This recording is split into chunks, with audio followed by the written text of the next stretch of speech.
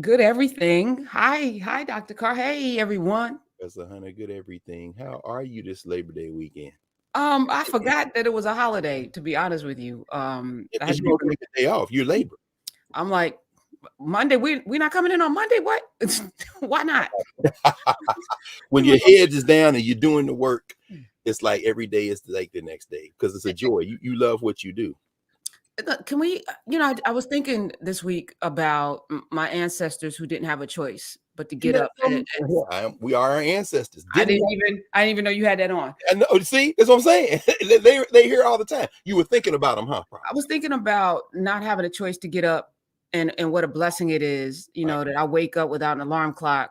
I do the things, but people would look at it as, you work so much, but it's a joy. Before I came here, Uraeus just sent me something. We've been working on a little something. And it gave me chills because the brilliance of the team that we have, but also like it's a labor of love. You could see the love in the thing that he just sent me. And I was like, this is what it is all about. I could almost well up just thinking about the team and how much gratitude there is to be in a space where you get to imagine and we get to make mistakes, because a lot of, I've made a lot of mistakes trying to figure out where we go next. But even that, my ancestors didn't have a choice. They had to be precise and do exactly what was told or else.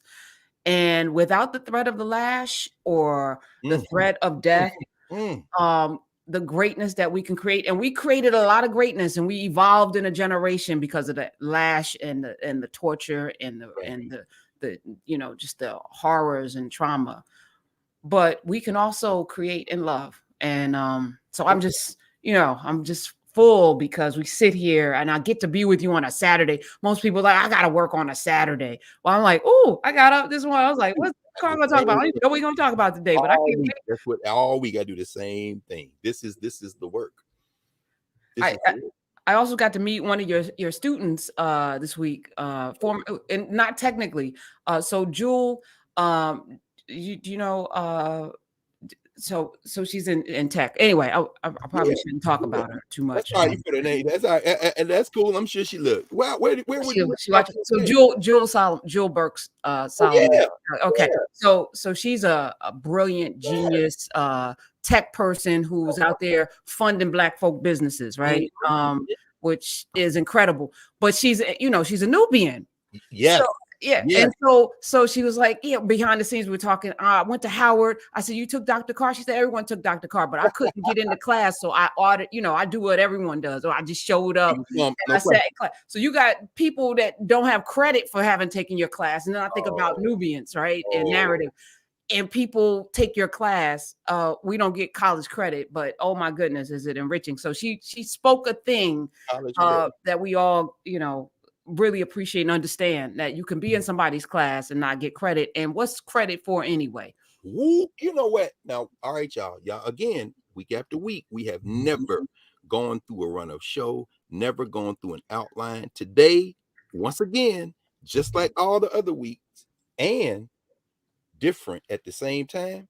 Watch what happens in this conversation. Say that again, Prof. What do you mean? What did you say?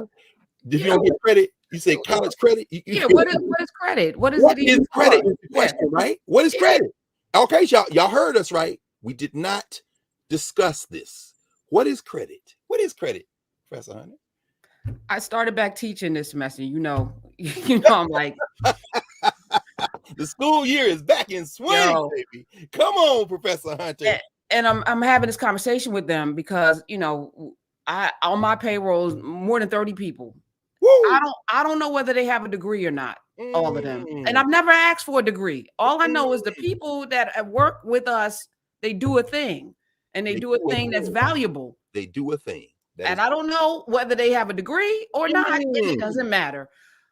Now, I said, that ain't going to work in corporate America, so y'all better get your damn degree. And don't stay in here no 7-8 years fumbling around talking about changing majors, because it really nobody's ever asked me for my major, my GPA, my minor. You spending extra money for what? Unless you're in the sciences, you're an engineer or something specific where you need to know, get out quickly and get out into the workplace and find yourself. But no one's ever asked, do you have a degree? No. I don't ask that question. Can you do the job? Can you do the job? Can you do the job?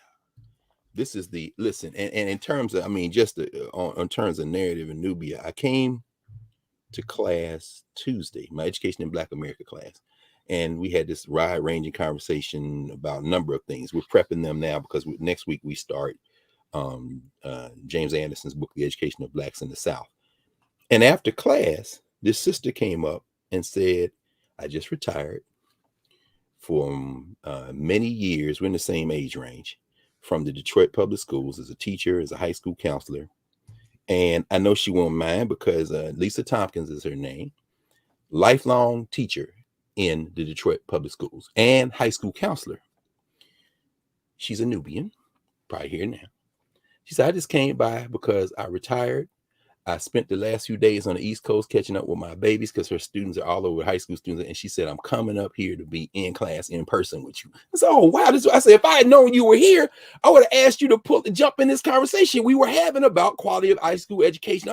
You would have been perfect. I said, you must come back. So, you know, she went up to San Cove to get something to eat. I had to go downtown to Martin Luther King Library for something. And so we parted company, took a couple of pictures of this beautiful thing to see her. How about 15 minutes later, she said, one of my best students that I had in high school was your student at Howard. I said, who? She said, Sardea Brownlee. Then Sardea texted me. Sardea Brownlee, brilliant sister. I think she's still in Brooklyn now. Educator, powerful. She was one of those early students I had at Howard. She went to Kemet with us. She and my mom took a picture in the Aswan Museum that I still have framed in my house. Sardea's guidance counselor. This is decades later. So all I'm saying is, this is what we're doing. You can't, in terms of value, you can't even, I couldn't even believe it. That I'm still vibrating. I couldn't believe, I hadn't heard from Sardea in a while. She texted me, said, was my counselor. She the one sent me to Howard. I could not believe it. So what we are doing is it's jailbreaking. This is the place. Okay. And it begs the question, you know, as you know, the season is upon us and people are saving everything that's in their children off, paying $50,000, $60,000, $70,000, $80,000 a year for a degree. And I've been absolutely contemplating that a lot because I said to them, you know, I'm here because you're here. You know, if a teacher makes you feel like, you know, you should be lucky to have them, and you should be lucky to have certain teachers, but we can only teach in this environment because you decide to come to school and pay for class. And so you should be treated with respect and dignity, and, you know, and understand what your mission is. And if people come in and blow you off and don't value you, then they have missed the assignment. But it does beg the question, like, what is this university system really all about? Why do we go to school? Yes. You know, I look at it as finishing. So can you finish something? You know, can you get through something and get to the end and get across that stage to get the degree? But really, why do we even start all of these schools? I mean, we need to learn. I think about Carter G. Woodson learning how to read, you know, around them coal miners in that living room, you know. That's right. They put him to work. They couldn't read. So after his uncles had taught him, 2 uncles, his sisters, his mother's brothers in the Civil War, teaching themselves. I mean, of course, if you fought for the U.S., one of the things they did was you could learn how to read. And so all those brothers that came out of the Civil War and went into schools as school teachers, and then Woodson, them brothers was like, look, we can't read and write, but you can. So we subscribing to every newspaper there is. The man, Oliver Jones. I mean, if y'all haven't gotten that children's book, Carter Reads the Newspaper, it's a powerful thing. He read to his father. He read to those brothers in the coal mine. And as he read to them, they gave him what he couldn't get in any newspaper, in any book, in any scholarship, which was their experiences fighting in that war, working in those coal mines. And he promised them, he made good on that promise decades. Most of them, I'm sure all of them may have been ancestors by then, when he published that essay, My Recollection of Veterans of the Civil War, in the Negro History Bulletin. That is our tradition. No, and that's what we're in. That we are stuck in that tradition here in Knubia and narrative. That's what we're doing. When you broke, this is why we're here. Yes. I remember that class like it was yesterday, and I was like, what would it look like today to do that? And that's all you need is that tap right here, that tap right here to remember. Oh yeah, okay. You think about 4 million people coming out of bondage, you know, 1 million of them fighting literally for the freedom of everybody else. And the most valuable thing they got out of that, in addition to their lives, was the ability to read, something that was denied them for 300-400 years prior under threat of death, right? Because it's so powerful. And today, as you talk about quite frequently, the shadow ban, the fact that 60% of adults don't pick up books. Some have never read a novel. You know, it's stunning. And it's not even that, oh, people, you know, died because they couldn't read. You know, you should be reading. It's not about that. It's about, what are you missing? What are you missing? How has this social structure so reordered our lives so that the slow work of reading, the deep work of thinking, from the descendants of the people that created the letters. I'm just reading, somebody sent an article. I think it was Muriel Balla, who was a member of the Kemetic Institute in Chicago. She emailed us a copy of a recent newsletter from a scholar who's been one of the many people trying to trace the origins of the alphabet. And the general consensus is that at the foundation of the 26 characters we use, of course, is the Egyptian. Not a direct descendant in the sense that they didn't use the Phoenicians and others did not use the sound and sense values of Medu Neter, but what they did was borrow the symbols. And so this scholar was talking, and we were going back and forth, and he mentioned a book, and I asked on the chain, had anybody read it? And of course, I should have known the great Joseph Ben Levi out of Chicago, who is a linguist and a scholar. He had said, yeah, I read the book and I talked to the author. My point is that at the back of all of this literacy is African people. So for us to have been interrupted in our intellectual work by this last several hundred years, which is a blip in human history and human memory, but then to acquire in an alien literacy, the capacity to read and write in that foreign tongue, and then use it to recover our memory. We're still taking our baby steps toward that full recovery. But as you say, fighting our way out for our physical liberation was essential. And you sound just like Du Bois when you said that. 4 million, of course.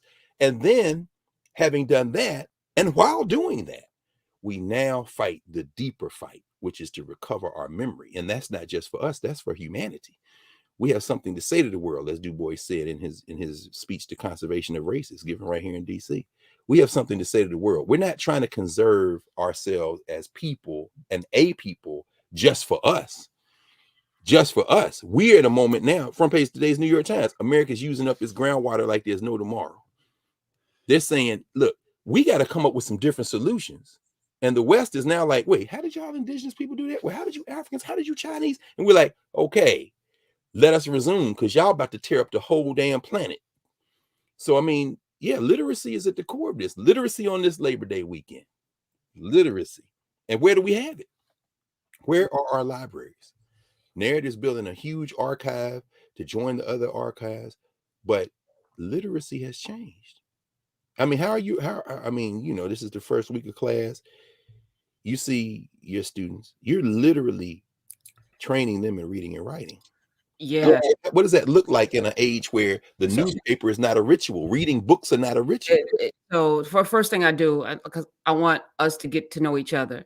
Mm-hmm. You know, we spend the first class, you know, I want to know who you are, where your peoples are from, you know, and it's interesting how little these folk are asked, these young people are asked about themselves, because they don't know how to even answer the question. Some of them are even confused by the question. What do you mean? You know, like I'll call on them and then they repeat their name. I was like, I know it's your name. I just called your name. You don't have to repeat your name. We know who you are. I just said who you are. Let's go. Who are you? Who are you really?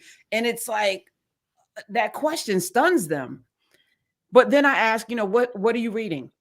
What are you reading? That's my other question. What are you reading? And Dr. Carr, there was only 2 students. One of them actually had a book with her, because she said, while I was waiting, I just found it. I said, where'd you find this book? She said it was recommended.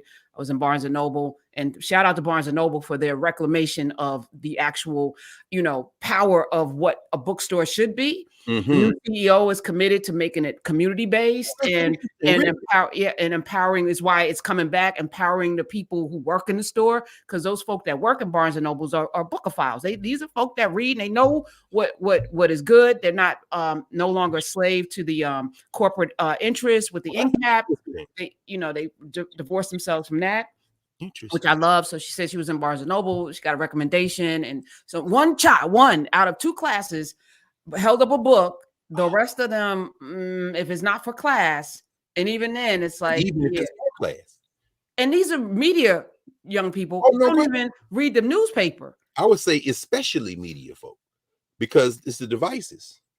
That's why everybody's a journalist. I mean, that's what makes the genius and brilliance of Mike Harriot so impressive, in the sense that he has mastered that social media form while remaining true to the old school journalism form. I mean, his series of tweets, and yeah, I don't know what X is. His series of tweets on Jacksonville just this week was just brilliant. Breaking that down. But these young people don't have that grounding. Of course, Mike homeschooled at the house and then goes on school, but these young people don't have a culture of print literacy. It's it's digital literacy, and it's been creeping up on us for 20, well, longer than that, years. And you know what's crazy? You know what's crazy? That was the plan. Of course it was. So you make it illegal to teach Africans to read, because once they read, like Frederick Douglass was like, hey, wait a minute. Oh, I'm not supposed to be in bondage. I'm out of here. Like, once we learn, you look around and you go, oh, what? This is not adding up. Your brain gets activated. They knew that. And now we're at a place where we willfully don't do it. It's like, okay, so now the folk in power, like rubbing their hands together. Oh, we could do anything. We could run a Boston on them, because now we can literally, I was having a conversation, because I'm really disturbed by our search engines. They cannot be trusted, right? So not only Wikipedia, didn't you talk to Sophia Noble? I think you talked to her. I've talked to her a few times, yeah. But beyond, her book, which I'm also recommending or getting my students to read this semester. Okay. As I'm looking at Google, just with that thing with the chair, it bothered me so much that Lewis Latimer's picture is still up. And as you know, that Google was using that chat GPT AI long before chat GPT was out. No question. All it's doing is pulling from what's already there. There's nobody at Google sitting there saying, is this correct? Is this correct? Okay, this is not correct. Let's take this down. Let's replace that with the right information. Let's have a team to make sure everything that we put out is correct. Let's vet everything. They don't care. No, and because we don't have the acumen, we don't care either. So I Google search that. We the young people in particular care, because they're going to do this. Is the business section, today's New York Times: personal essay or chatbot, how to wrestle with AI. So anyway, yeah, come on back. You see, they don't. There's no plagiarism tool that can detect it, and that's just the stuff the public has access to. We know that they are orders of magnitude ahead on the stuff we don't have access to yet, and the college professors have basically given up. I was talking to a sister, Palestinian sister, actually, who's teaching at Howard right now. And we were talking over Sankofa this week between classes. We were all sitting there talking about this chat GPT function. And she said, well, I have in my syllabus, that it's banned. You can't use it. And I just started laughing. I'm like, and how you going to police it? The Ivy League, for example, there are a couple of schools, I forget which one, it might be Yale, that they have hired a team of retired teachers and professors to read the admissions essays to try to spot with human eyes, because they have read so many over the years. Like they're saying things like, if you see in the final paragraph of the high school application essay, in conclusion, okay, that's a key. I mean, but in other words, it ain't the software that can catch it. It's human beings who read. And I tell students all the time, students say, Dr. Carr, you read all them papers? I say, yeah. You have to read them so that you know what the voice is. Plagiarism software not going to help you. I know how y'all write, and then I ask you, and this is of course, and you do this as well. A lot of teachers have to do this. We're sitting here, the first day of class, and I distributed 3x5 note cards. I want your name, where you went to school, where you from, and I want you to write in a paragraph what you expect or hope to get out of this class. That's not only so I can have them and go over them and think, it's also because I want to get the first glimpse at your writing style, how you think of it. Because if y'all gonna turn in chat GPT, I'm gonna confront you with yourself. You ain't write like this. You know what I'm saying? But you can't do that with a software. That's why Sophia Noble, that's why the sister who was at I see her face, and I'm not gonna be able to call her name right now. But the Ethiopian woman that's a crusader, I just had her on the show. Yeah, she's one as well. I can't think of this other sister's name, but it'll come to me in a minute. And again, this is where memory becomes. I think it was Darius in the chat at Knubia just said, does reading the Knubia chat count? All reading counts, but the question is, long form reading, the kind of reading where you have to sit with a phrase. When you're reading Toni Morrison or Ralph Ellison, when you're reading Chinua Achebe or Buchi Emeche, when you're reading not only those novelists, but the poets, when you're reading Baraka or Maya Angelou or wrestling with something that Haki Mahmoudi or Sonia Sanchez has written, last night, and we'll talk about this in a minute, when I was with the students that were in the humanities, social sciences, and the natural sciences that we had summer school with this summer, they reported to us about their trip to Ghana. We'll talk about that in a minute. One of the young brothers was like, Dr. Carr, I need some more book recommendations. Okay, well, what you reading right now? Same question you asked. He said, I'm reading The Souls of Black Folk.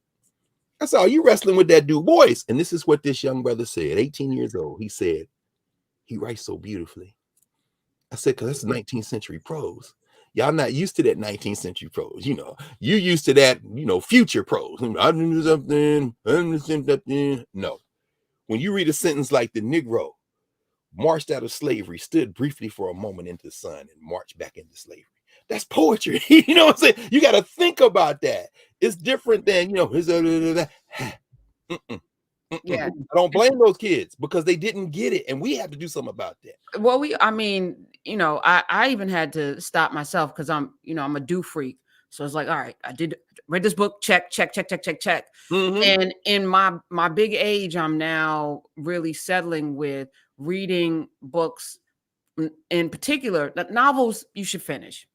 But like, you got me reading now American Prometheus because you were talking about the Oppenheimer movie. So I'm like, I got the book. Come on. I'm not gonna watch the movie, but even Malidoma Somé or Radical Equations, you sit, you read.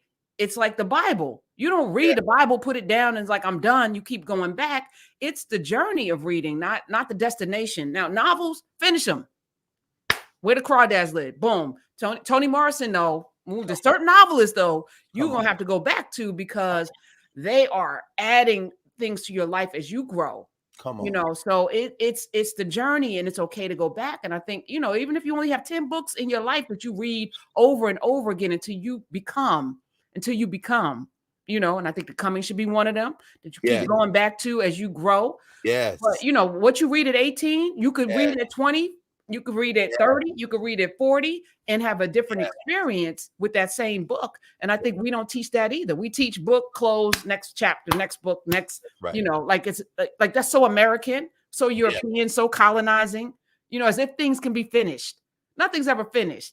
It's the cycle, right? So we just gotta finished. And I'm so glad you raised that because, and in the context of American Prometheus, and shout out to everyone, because when I sat with American Prometheus, it was a long time ago, and so I did not remember.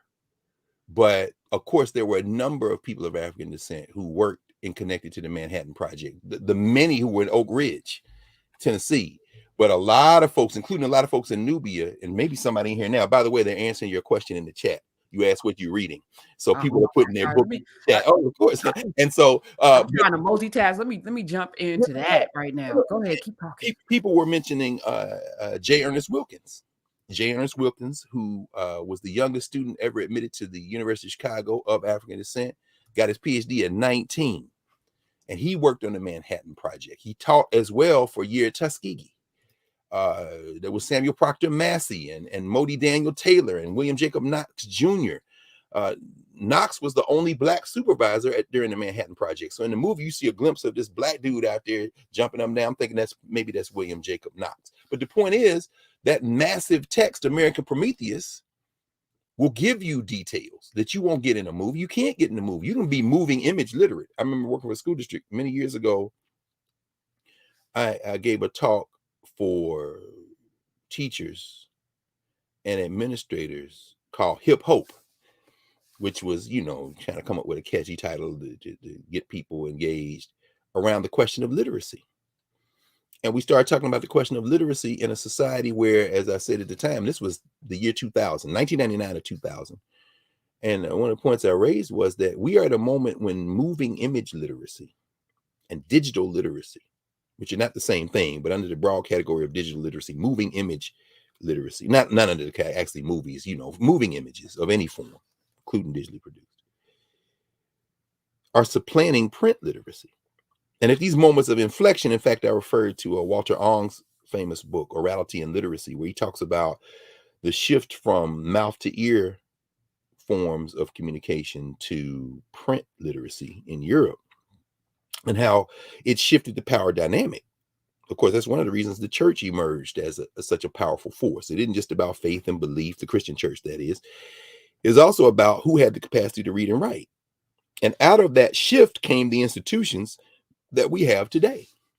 One of the things that I have my law students read the first or second week of class is the introduction to James Brundage's book, Medieval Origins of the Legal Profession. And it talks about how the ecclesiastical courts of the 12th and 13th centuries, the church courts, led to the secular courts, the civil courts, which tried to revive some things from Roman law, but ultimately emptied into what we now call the Western legal profession. And how you think about that, a lot that's based on literacy, the literacy of the church. Why were church officials considered more influential? It wasn't just because they were men of the cloth, white men of the cloth in those monastic robes that we still somehow haven't freed ourselves from, still walking around in May and June, hot as hell under these robes, as if we some kind of monks out of Europe. Again, we got to break the chain, as Jake Crothers would say. But it's also because they were literate. And ultimately, the legal profession, the proctors, the actuaries, or the notaries, as they were called, the judges, these folk were drawn increasingly from the ranks of the literate. And of course, out of that same system emerges the university system that we're in. The vast majority of people couldn't read or write in Europe. And the literate traditions, this becomes a very important conversation for us to have, because we're at another inflection point. In fact, we're in the inflection point. We're in the movement into another form of literacy. And the question is, how does that shape society? And so we'll come back around to that in a minute. I mean, here we are on Labor Day weekend. School year, of course, is in full swing, and we're raising this question of the shifting impact of technology. But the question we're raising today is literacy on this Labor Day weekend. Literacy on Labor Day weekend, because labor, the laboring classes, as the great James Turner would call them, the working classes, as politicians often call them, the poor, as Reverend William Barber and others might call them, a word that is, of course, anathema to politicians and academics, except those working on the poor, working on, again, that question of work, the word work. This is a context that even is a problem for us. I mean, today's New York Times again has an article that says U.S. job market cools to status before pandemic. The United States labor market is starting to look a lot like its old self, the one that existed before the pandemic. The unemployment rate is likelier to rise. Fed rates likelier to rise, with 3.8% in unemployment. And it isn't just that people don't have jobs. People are underemployed, or people are fully or overemployed and not at a living wage. Was having that conversation yesterday with our sister, who's probably here this morning. I know she made it back to New York safe. She and her whole family brought them down, and I met up with them at the National Museum of African American History and Culture. Our sister, freedom fighter, liberation and struggler, L. Joy Williams, and her family came down. So we were sitting there as we were talking. She was feeding the 1-year-old and sitting there eating that fruit cup. Look at this baby walking around. Had just learned how to walk. She was talking about living wage. And what does it mean to work full time and still qualify for benefits that with people who are unemployed qualify, because you don't make enough money? It's a very powerful witness to bear. But we're at that moment. So here we are on Labor Day weekend. We know Labor Day in the United States of America, for those many folk and growing in Knubia Nation. And of course, when you see it on YouTube, folks who are not yet in our space, or not in our space in this side of it, we know that it's a federal holiday here in the United States. But, it started with labor activists. And we talked about that, of course. And if you go back in the in-class archives, you can see the conversation that we had on it.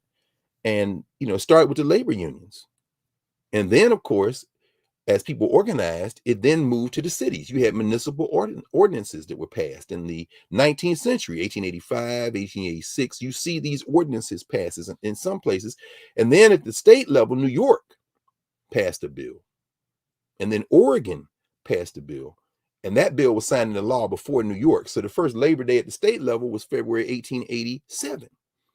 And then 4 more states that year acknowledged Labor Day as a state holiday. Colorado, Massachusetts, New Jersey, New York, of course, they didn't introduce the bill first. They passed the laws. And then by the end of that decade, you get other states, Colorado, Nebraska, Pennsylvania passed those laws. And then 23 more states in the 1890s. And by 1894, July, Congress passes a bill establishing Labor Day as a holiday. Now, what does capital do? What do the owners do? Well, here we are in 2023. And you know the biggest thing about Labor Day, other than using up your gasoline, going up and down the highway on the busiest travel day, or flying places somewhere to see somebody for a 3-day weekend, you know what the biggest thing about Labor Day is? The sales.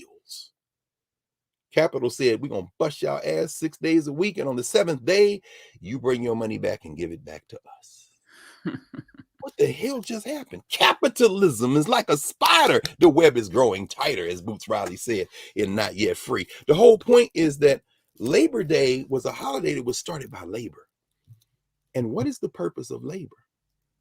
What is the purpose of labor? In the Meta Nature, one of the words for love, myrrh, is a picture of a backhoe. To love is to labor, as we've talked about many times. You do what you love.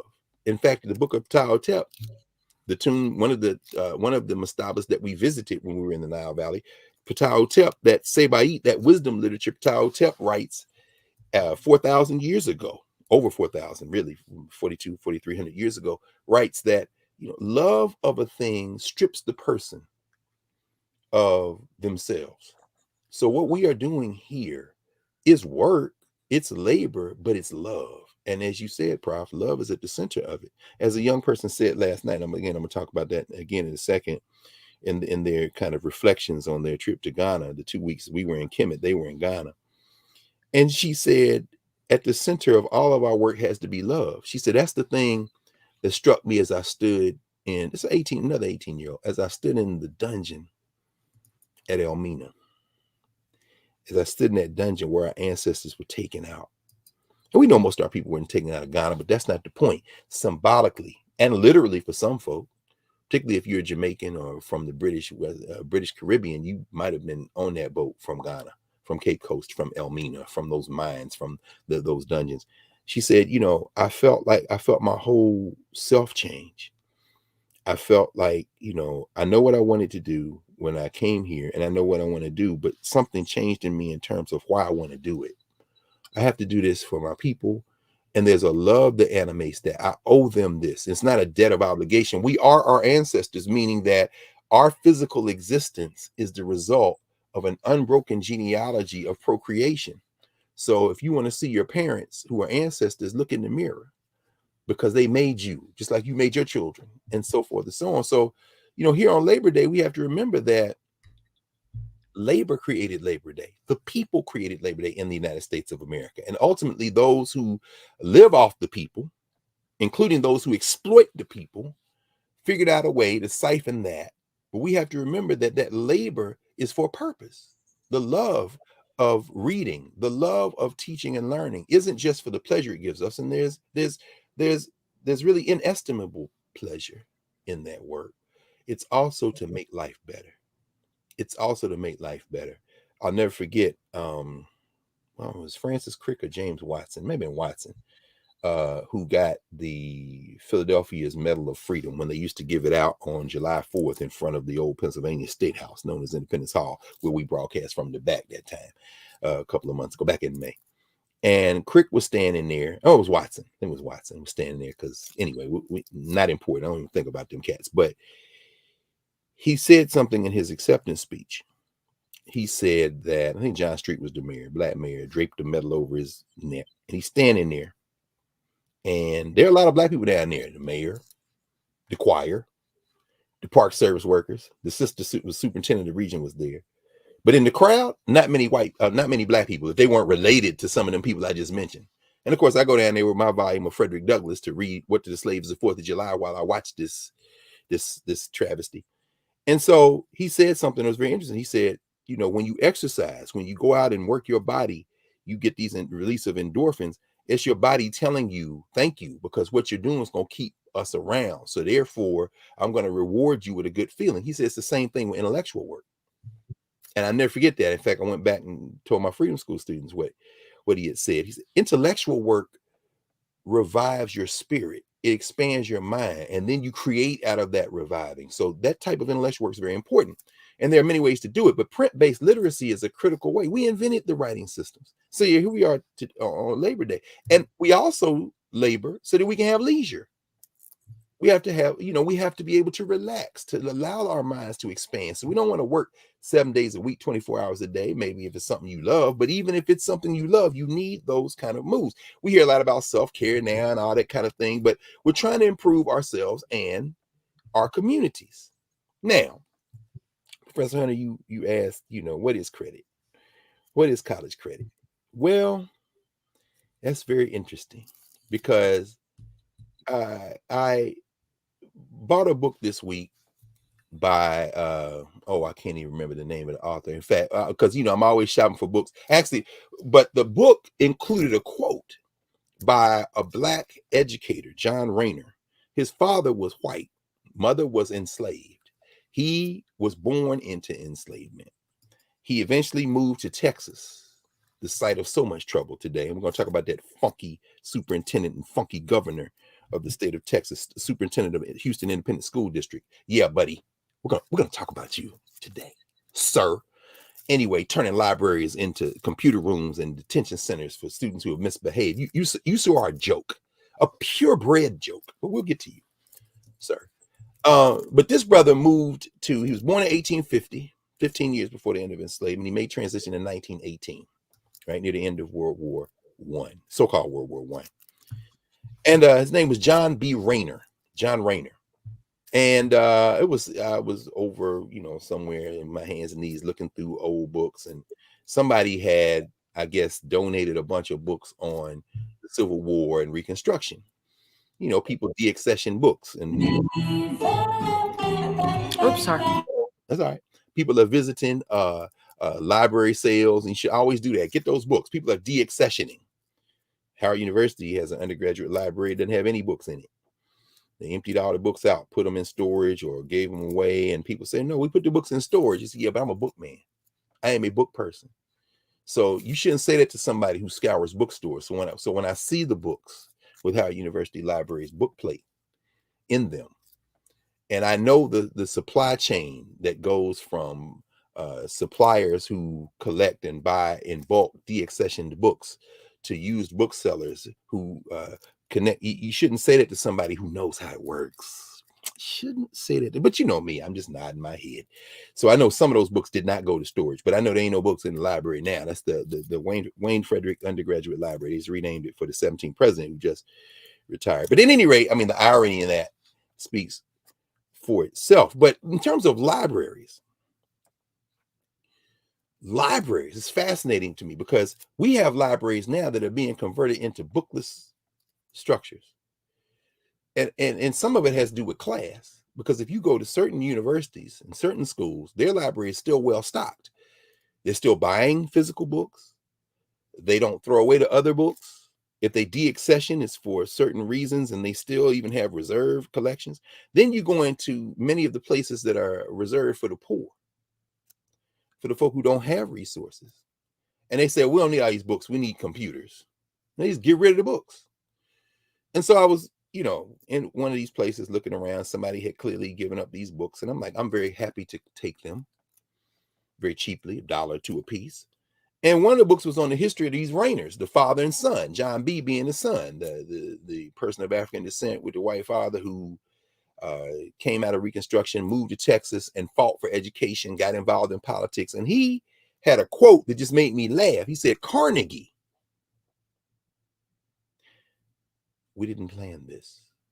Again, I know y'all tired of hearing me say it, but you're going to understand why in just a minute. John Rayner said, Andrew Carnegie has erected many mausoleums for dead thought. And our economic system which enabled him to erect these sepulchral monuments, keeps the people who produced his wealth from having time to read the books in the Carnegie Library. It's a man who fought for education. He said, he's collected all these books. Andrew Carnegie was known for that. Came from Ireland, could not read or write in English, made all this money, created what we now know as U.S. Steel, the echo of Carnegie. To the person who don't know nothing about none of this, but who cheers for the Pittsburgh Steelers, you looking at that symbol on the side of their helmet, you have Andrew Carnegie to thank for that, U.S. Steel. Carnegie then spends his money trying to intervene in the question of education from a class perspective. He the one writing checks for Booker Taliaferro Washington, putting that wind up beneath the Wizard of Tuskegee's wings. He's the one who is creating these libraries all over the country, including many HBCUs. The Howard University Carnegie Library was the first library on campus. It still stands across from the chapel and the Founders Library, which came after it. The idea of the library, particularly for the laboring class. So this weekend, we talking about labor, literacy, and libraries. The laboring class, this is, to quote Carnegie, the people's library. Now, in Washington, D.C., the one that he built near Chinatown, what is now Chinatown in D.C., is the Apple Store. Because I remember when it was Carnegie Library. In fact, the University of District of Columbia was supposed to be down there, and now the convention center is down there, and the Carnegie Library is down there. Beautiful building. Apple has helped pay to restore it. At the top is the Washington Historical Society. I mean, we talked about that a couple of weeks ago. I was down there visiting them. And it's a beautiful building, but again, I walk in there every time I walk in there to go up to the Historical Society, or even to go get something like we did before Kemet, to pick up some of these air tags to put in my stuff as we went to Kemet. I see many of my students work for Apple, so I see them down there. And I'm like, how much more beautiful for me would it be to be able to walk into this library building and see all the books, and be able to sit with the books, to sit with the tables, to sit like in the great reading room of the New York Public Library, where I've sat many times. Brother Brian Jones, shout out to Brian Jones, who works there and does so much public facing work. The brother who wrote the Tuskegee Student Uprising, which I recommend highly if you want to read, an excellent book. But I walk in Brian's building, and that reading room, and sit there with those lamps, those banker lamps. Cat Adams loves those banker lamps. It's with those green shade lamps, and just read it. You are transported. It's intellectual work. You have to slow down. And so John Rayner said, Carnegie's erected many mausoleums for dead thought. Tongue in cheek, he's saying that. But he says, and our economic system, that very economic system which enabled him to erect these sepulchral monuments, keeps the people, the laboring class, the poor, the working class, keeps the people who produced his wealth. Because he didn't produce his wealth, people working for him did, from having time to read the books in the Carnegie Library. But Andrew Carnegie disrupted education. His idea in planning those libraries was, I want more people other than the elite to get education. Because education transforms. What we're doing at Knarrative, what we're doing at Knubia, having jailbroken the university, black, white, or otherwise, because everybody can come here. Having this public facing moment here, YouTube folks are watching, people coming all over. You never know. I mean, every day I'm meeting more and more people who are in our conversation. It's jailbroken. My phrase, give it away. We can't, we got to have enough resources to continue to expand and build the platform. And then we also have space where, you just give it away. You have the thing as people come, and it's okay. Yes. Carnegie wanted to disrupt it, but college credit. Professor Hunter, you take me back. You take me back to a conversation I had with principals, high school administrators, superintendents from around the state of Pennsylvania. I took a trip with my old boss, Cassandra Watson Jones, Dr. Cassandra Jones. Beautiful sister, brilliant sister. You talk about work ethic. Philly born and raised. She, her husband, their children. Remember when her son went off to North Carolina A&T, Aggie Pride. She was so happy. Cassandra Jones ended up being the deputy superintendent of schools in Philadelphia, and also in superintendent of schools in Baltimore. And I worked for her. I was her assistant. For a couple of years, I worked for the school district of Philadelphia directly before I continued to work, but then came to Howard to teach. And I got such an apprenticeship with this sister who started as a school teacher and who continued to move through the ranks until she became senior administrator in a couple of school districts. She continues to work in education administration. And like so many Black women around the United States of America, for those of you not in the U.S. who are educators, they are master teachers. Cassandra Jones, one of the things she taught for years before she went back and got her doctorate at Temple University in North Philly, right there at Benjamin Franklin High School, she was health science and phys ed teacher. And she had that ethic. I mean, she work out and then she be at work by the time I get there, 7:30, 8 o'clock. Cassandra been there a couple of hours. And she was many times the last one out the building. Even when we worked late, Cassandra's still there working. Cassandra, we went to a meeting at Penn State. I was happy to go with her. We drove from Philly to University Park, or Happy Valley, as some of you sports fans call it, who still worship at the altar of his plantation sports, also known as big time white college football. And so we're out there at the meeting, and the question of the Carnegie unit comes up. Because what they were doing was introducing service learning at the time into these school districts around the state of Pennsylvania, and Philadelphia was leading. And at the time, I think it took 23 and a half credits to graduate from high school. And one of the people asked the question, why do we have these credits in the first place? We did not plan this. Why do we have these credits in the first place?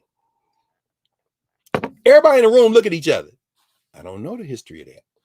So Dr. Jones, who used to love like bringing me to meetings, and I'm the note taker. I love taking notes. I told you them stories before. She bring me to a meeting of principals. This is my assistant, Dr. Carr. He gonna take the notes. She a doctor. She got a doctor taking notes. Who's this young guy? And I would turn my back after I made a map of who's in the room and take the notes. And then I would give her the notes. She sent them out. And sometimes the people would complain because they're like, why? Because I'm writing notes like a tape recorder. I got what you said about such and such. You know, maybe we should have a general summary of the notes. Why? These notes are too good. Yeah, I took great pride in being her note taker and a researcher. So she says to me, Dr. Carr, we need to know the history of the Carnegie unit. So off I went. And not for that meeting, but to get a report back to her. So we got back to Philly. I went to the University of Pennsylvania Law Library, which was not too far from where I live. Posted up in there. Yeah, I love law libraries. I teach in the law library. My class is in the law library every semester. And I thank the administration at Howard and now the interim dean, Lisa Crooms, my dear friend. I always make sure I got the class in the classroom on the fourth floor of the library. I love it. So I'm in the law library, so I'm looking up the Pennsylvania state statute. I'm looking up the other states. I'm looking up. So, 1 credit hour of high school education is equivalent to, I think it's 120 hours, what they call time in seat. You educators know that, time in seat. So we know all this, but the question is, where did it come from? They didn't know that. And then I started researching. We didn't plan this. Andrew Carnegie, the donor of the libraries. Andrew Carnegie in 1906 created something called the Carnegie Foundation for the Advancement of Teaching with an endowment of $10 million US. It was 117 years ago, I think. $10 million check, and then puts together a council for the Carnegie Foundation for the Advancement of Teaching. That council was chaired by Charles Eliot, the president of Harvard. So Carnegie, who came to the United States, couldn't read or write, made all this money off the labor of people who didn't have time to read the books in the libraries that he created ostensibly to make education available to all, self-education. Now decides I'm going to intervene in college education. He gives us $10 million check to Eliot and his boys to set up a retirement fund for who? Carnegie says one of the classes, the most underpaid classes of workers in the United States are college professors. It's a true story. When I came back and told Cassandra this, Cassandra Jones, one of the most serious people I know, hardworking, brilliant sister. Also, and she a hell of a choir director too. Church in North Philly. Anyway, but Reverend Waller, she that was her other passion. Music is her other passion, music. But when she laughed, she didn't just laugh a little. Cassandra would laugh till she wept. footnote, when I took the job at Howard, she was like, okay, we're gonna have to keep you on as a consultant because you had to pay your rent. When I told her how much they offered me to come to Howard, she laughed literally until she cried. She said, I couldn't let your mama she laughed and she cried. The tear, I'll never forget that. Dad said, son, I'm gonna take this job. She said, how much? And I told her, she said, she started crying. She said, I couldn't face your mom if I let you go. So she said, I'm gonna let you. Anyway, the point is this. When I told Cassandra what happened with these Carnegie units, she busted out laughing till she cried. She said, oh, this is too much. I got to tell. All of us are educators, and none of us knew this. So Carnegie sets up $10 million fund. Charles Elliott's there. They started doing research. What is the objective? The objective is to open up college to the people, the laboring classes, the working classes. I'm planting these libraries. Carnegie by then is retired. He's giving Booker T. Washington money for Tuskegee, but I want to bust up the Ivy League. I want to bust up these schools because up until then, only about less than 10% of everybody in the United States of America had a high school degree. And of the people who had high school degrees, if you want to go to Harvard or Yale or Brown or Columbia or Penn or, the so-called Ivy League, Dartmouth, your best chance of getting in was to go to one of the feeder schools, Exeter, or, these schools like that, Andover, this kind of thing. And you get your recommendations. And they know you, so they let you in. This is the thing they're trying to bust up now, affirmative action, by talking about getting rid of legacy. So Carnegie ain't got no legacy. Got on the boat, got off the boat, made the money through the labor of other people. But he's like, I'm going to bust this up. So I set up a $10 million fund. I say it's for college professors, a pension fund, retired pension fund. So here, and he puts the president of Harvard in charge of the committee, tells him to research how best to do this. Why? Because it's not enough money for all the college professors in the country. So what does the committee recommend, and what does Carnegie adopt? It says to qualify for this fund, you got to work at a school where there are at least 6 professors working full-time only at the university, where that university or college offers 4 years, a 4-year course of study in liberal arts and sciences and/or sciences, and a college or university that only accepts high school students who graduated with 4 years of high school with full education. And here comes the kicker. We did not plan this. They then turned for, well, how do you know a transcript from Kansas City is the same as a transcript from St. Louis or New York City? And now we're going past the private schools and the finishing schools and the boarding schools to the great unwashed schools, and only 10% of the people graduate. How in the hell would you know if you accept somebody? This committee started researching, and they turned to the New York State Board of Regents. And the New York State Board of Regents says a course of study at a high school, a class, counts as a qualified class for us if you do at least 10 weeks of study 5 days a week. And they say in that course of study, you must have a minimum of 5 periods a day. This is where it comes from. It's not a lot. 5 periods a day. And you must have at least 14 minimum hours in your course of study over that year. Okay. But that still don't tell us how you get these credit hours. Well, they said in order to get credit for a course, 1 credit hour equals 120 hours of instruction. That is known as the Carnegie unit. We call it credits. Where did credits come from? Carnegie bribed the universities of the country because the professors weren't getting paid. Now, we got superstar professors now make a lot of money. Then you got everybody else who doesn't, including the adjuncts who make very little money. So you want a retirement fund? Yeah, well, your school got to meet boom, boom, boom, boom, boom. Okay, and among that is they got to accept these high school transcripts. Now, these colleges weren't doing that. So, well, I know my student. No, hell no. And it's got to be at least 14 credit hours a year, and 14 credit hours, to graduate, period, the floor. And credit hours have to come from 5 days a week instruction, and at least 5 periods a day, and the credit hours must equal 120 hours course of study. If you do that, fine. Still, after about 10 years, eight or 9 years, really, That wasn't enough money because the schools started adopting the Carnegie unit. And that's why you got to have college credits. That's how that's where your course schedule came from. That's where the transfer transcripts come from. That's where the graduation requirements come from. That's where financial aid eligibility comes from. It's an administrative unit that allows you to text your, to anchor yourself to this administrative unit. Oh, by the way, the Carnegie Fund was going to run out of money. So they spun it off into a separate division. That division exists to this day. It's called TIAA-CREF. What? Laughed till she cried, Professor Hunter. I'm just saying. We didn't plan this. Y'all hear me? We did not plan this. You don't know how ironic this is, because I'm fighting with the notion that I could do what I do in an hour. I don't need, the 3 hours. You know what I'm saying? And then you're not taking into account the work that, because the kind of work we both do is outside the classroom. Come on.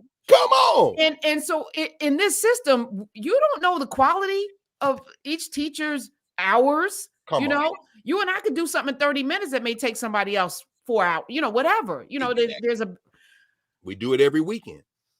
That's wild. And I'm thinking they also instituted the first subscription-based model to keep that money coming in, which is, why I always tell my students, the power is in your hands. I tell them that. I give them that day one. Don't let a teacher make you think these teachers making these salaries because you are in these classrooms. There's no salaries without you. That's right. Wow. Isn't that crazy? Isn't that crazy? So we have to jailbreak this. On Labor Day, as we were talking, come on. That's what we doing. On Labor Day week, we did not plan this, y'all. The ancestors make no mistakes. We having this conversation. I was thinking about it because of that book I read, and I remembered that. Oh, by the way, in 2015, the Carnegie Foundation commissioned a study because everybody complaining about what you just said. Why are we tied to this? We need to be tied to assessments, learning outcomes. We don't need these hours. You know what Carnegie said? Carnegie Foundation said, you're right. The Carnegie unit is not a measure of achievement. You can do something in an hour. Somebody else may take 3 hours. Somebody else take a week. But what they said was, what it is still valuable as an administrative function. It allows us to have some form of regiment, but it's also tied to the money, as you say. I need sense of, I don't have this credit to graduate. I got to have, the administrative function is a money-making function. But in terms of delivery and flexibility and delivery and assessment and format, what we are doing busts all that out, because people can pause this, they can write down books, we're in the chat, we're in the comments, people are teaching and learning, and you can take that back into the place. But what you can't displace is the 60 stacks a year almost it costs to go to Howard undergraduate. 60. What you can't, it's always like $55,000 a year, and the law school is more. What you can't, and Howard isn't an outlier. Spelman is inching up toward that. Morehouse is, so even the HBCUs and the Ivy League schools got more money than God. The president of Yale just announced he's stepping down in June 2024. They're finishing another $6 billion campaign to go with the $40 billion they have the endowment. He has doubled the endowment, and when you do that, you can say something like, any family making $75,000 yes, when your child comes to Yale, we got you.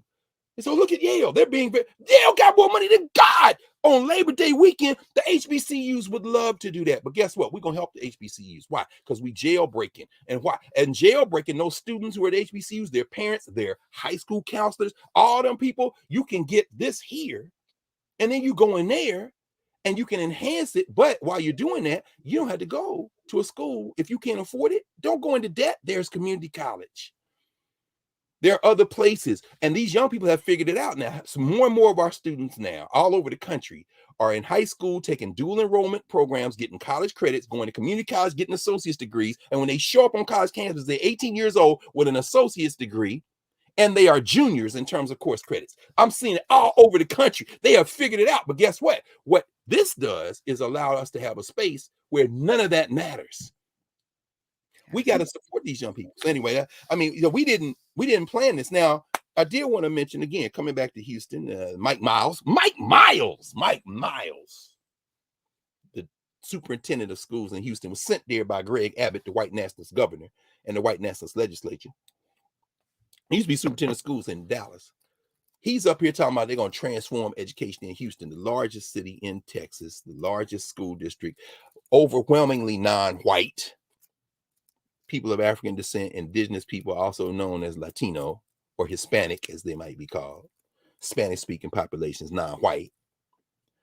This man, this guy, saying we're closing libraries in underperforming schools, like you give a damn, sir, and converting the libraries into detention centers, computer rooms, multi-purpose rooms. So school librarians out of jobs or been given other duties. School librarians who worked all summer to prepare to come back. School librarians thinking about books and learning and reading. This man, who you shouldn't let near nobody you give a damn about in terms of education, sent there by a white nationalist who's concerned for white people, for black people and other non-white people, has been demonstrated by his actions. I left two words out, whose lack of concern. And of course, they got to get these Negroes in Houston under control. So this white nationalist closing down libraries in the schools.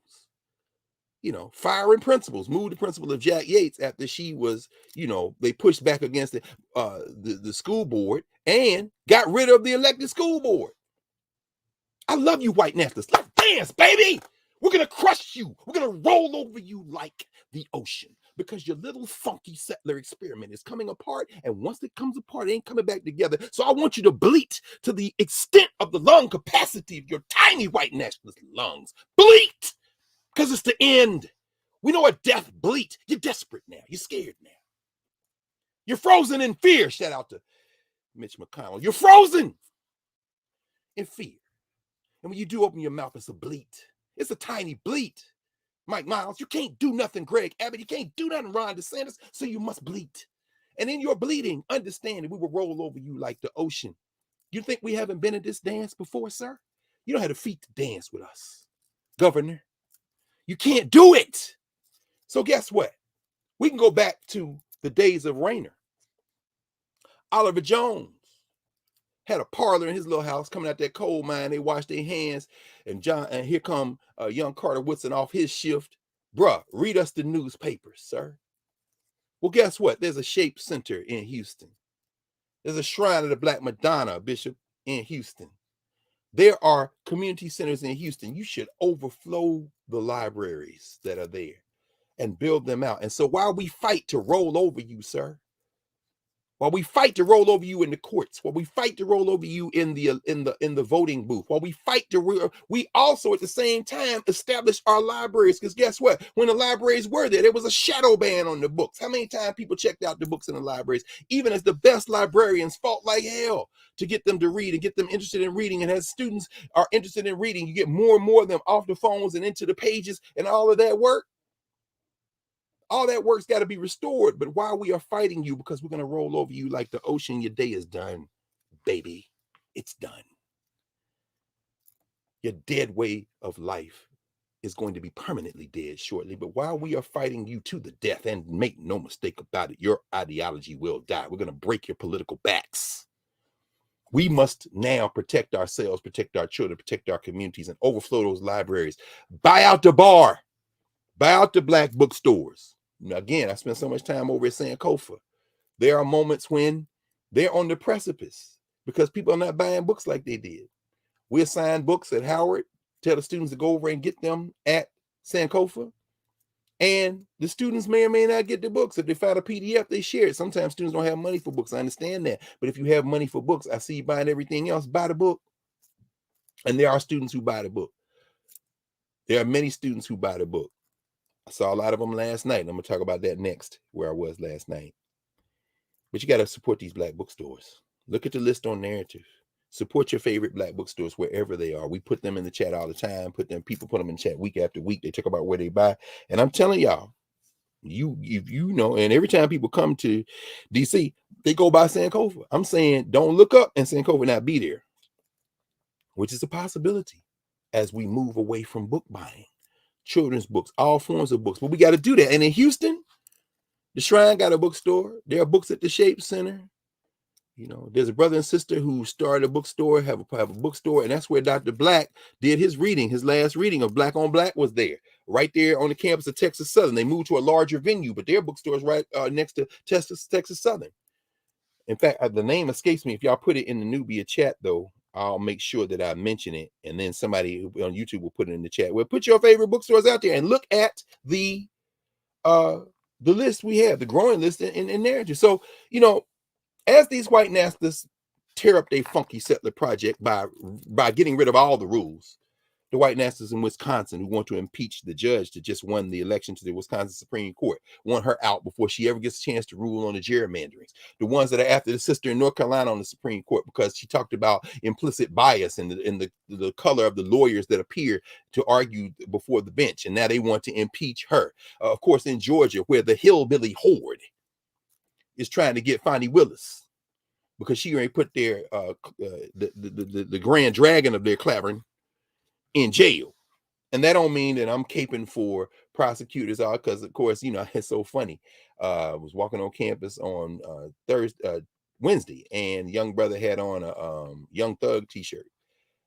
I said, who was that? Know who it was? Young Thug. Why you got a Young Thug t-shirt on? Because I support Young Thug. I said, and Young Thug got a RICO charge on him. They're trying to seat the jury. They've been trying for a couple of years to get the jury. Saying Fonnie Willis is going, yeah, Fonnie Willis is against hip-hop. Young brother from Atlanta. She against hip-hop. She attacking hip-hop. And there's some credibility to that. Because regardless of what Young Thug has or hasn't done, or people around him, one thing's for clear: there's a political message that the Fulton County DA has sent in terms of behavior in our community, and it's complicated. It ain't as easy as good and bad.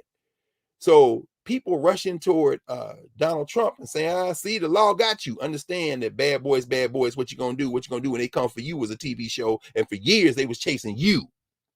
So don't get so excited about this that you lose perspective. But at any rate, yeah, he's so excited, in fact, that Donald Trump took that mugshot. I'm like, look at this guy. One thing you gotta say about Donald Trump, he know how to sell something. Let's take your picture. Okay, I'm about to make a campaign poster. And he did. Anyway, the point, like, y'all don't know this guy by now. He's looking forward to this mugshot. He can ready make all the money in the world. And y'all gonna make some money too, because you'll be out there selling it too. I don't care what you add to it, what you draw around it. This guy is a master. And it's gonna be people, some people vote based on that damn picture. But at any rate, the point I was gonna raise though is that, you know, as these white nationalists move, and they got a new law that goes into effect a month from yesterday, October the 1st, that they have a commission that can remove local district attorneys in Georgia. So the DA, 4 DAs, including a Republican DA, have gone to court to overturn this law, saying it's unconstitutional, it violates the First Amendment, and it also violates the Georgia state constitution. That's what they're saying, to get it in federal and state court. Fonnie Willis is not one of the 4 DAs who has challenged it, but Brian Kemp, the white nationalist governor of Georgia, has said that he hadn't seen she's done anything wrong, and anyway, the commission can do its work. And people are giving him credit. I don't give him no credit. Let's be smart. Can we be smart for just a second? This white nationalist who ran on a campaign of guns, God, and anti-blackness, who stole an election from Stacey Abrams the first time and then overwhelmed her the second time, because again, we somehow think voting don't matter. And not too many of us do. Many of us don't, obviously. We know that it matters. Kemp said, oh, I'm gonna stay out of it. I haven't seen her, she hadn't violated anything. See, oh, Kemp got sent. No, Kemp understands that he appoints the damn commission. Come on now, let's pay attention. These white nationalists won't Fonnie Willis because she got their grand dragon in her sights. Now they can't stop yet Tish James, and they can't stop Alvin Bragg, but you know they're gonna get this Negro in Georgia if they can. So don't be surprised when they tear it up, though. When they tear it up, baby, when they tear it up, we ain't gonna. It's over now. It's over now, as Luther Vandross might say. It's over now. Yes, it's over now.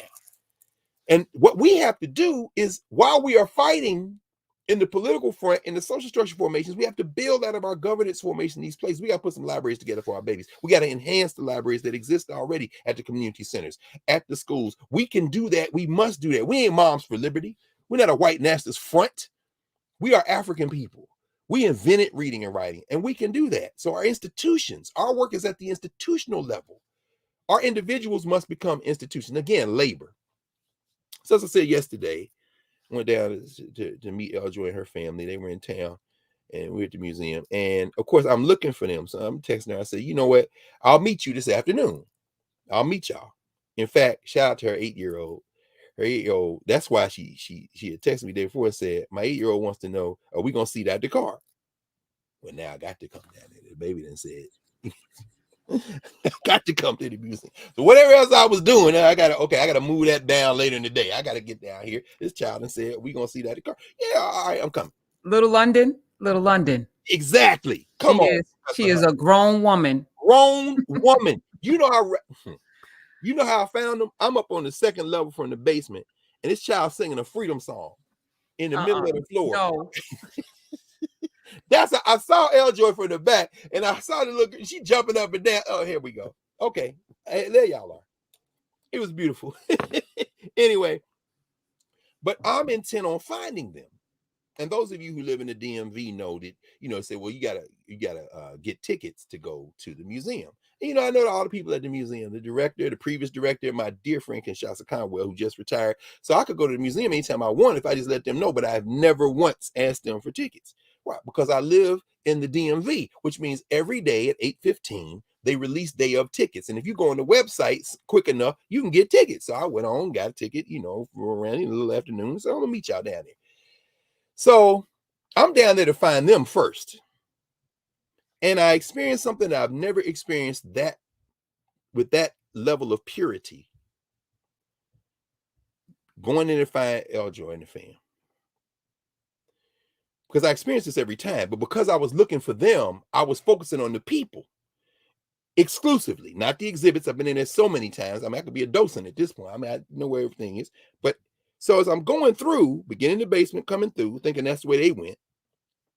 Because later she said, I was wondering, how's he going to find us? I said, I'm in this building all the time. I'm going to focus on the people. What I recognized at that moment on this Labor Day weekend is that the institution at the museums, the institutions at the universities, I had this conversation with my students in my Black Aesthetics class on Thursday. The institution at any brick and mortar institution, Mike Miles, is the people. You can create a resource room and clear out the library, but you didn't get rid of the librarian mentality in the students, you agent of chaos, sir. It's the people. It's the people. You can get rid of the principle of Jack Yates, but you can't get rid of the spirit of Jack Yates, who came out of enslavement in North Carolina when several other brothers put the money together to buy the Emancipation Park that abuts Jack Yates High School and had the first Juneteenth celebration in Houston. Sir, we will roll over you like the ocean with your tiny mentality, with your white supremacists and white now. There's a black man. We will roll over you. And so I'm looking for Eljoy and them, and I'm looking at the people to see where I can find them. And as I'm going through, I realize again, but this time more purely than any other time I've been down there over the years, from the beginning, from before the building was built.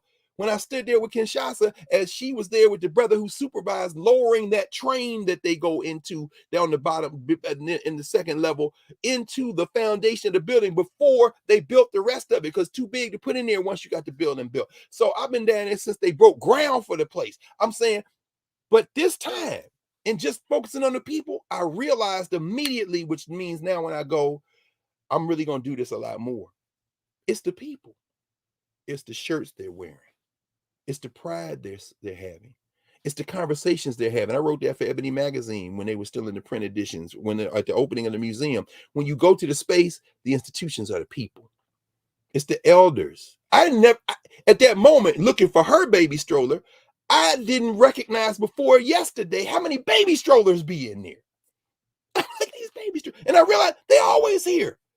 Wheelchairs for elders, baby strollers. But I see the wheelchair, I forget, but then the baby, these baby strollers. These are black people going into the cafeteria.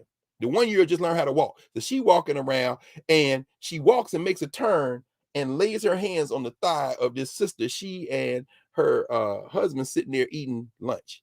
That's all. You introducing yourself. No, she said, hey, baby. And in that moment, everybody black in this building is family. This is what happened when we convene. This child is safe in this room. Because we keep an eye on her, making sure but she's safe. Why? Because these black people here for the same reason that her people brought her here. And so our people are the institution. On a Labor Day weekend, let us never lose sight of the fact that it's not the department stores, it's not the online sales, it's not the digital platforms that make Labor Day. It is the people's labor that creates the value.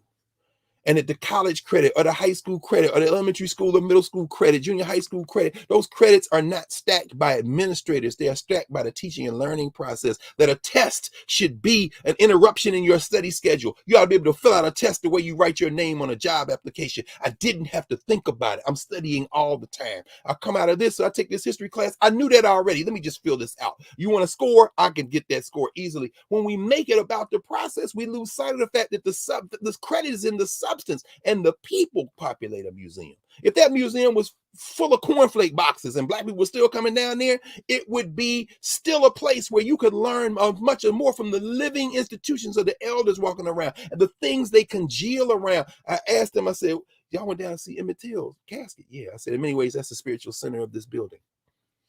And you hear the people, you hear the conversation, and they're standing there in front of the casket. Then they walk outside and you hear them, I remember when such and such. Yeah.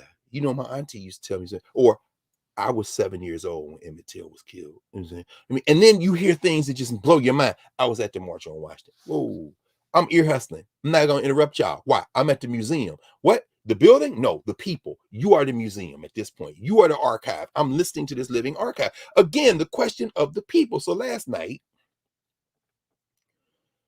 other thing it means is every time you go to a library, every time you go to a museum, every time you go to a barbershop or beauty parlor, every time you go to a place where we are convened, it's a new place.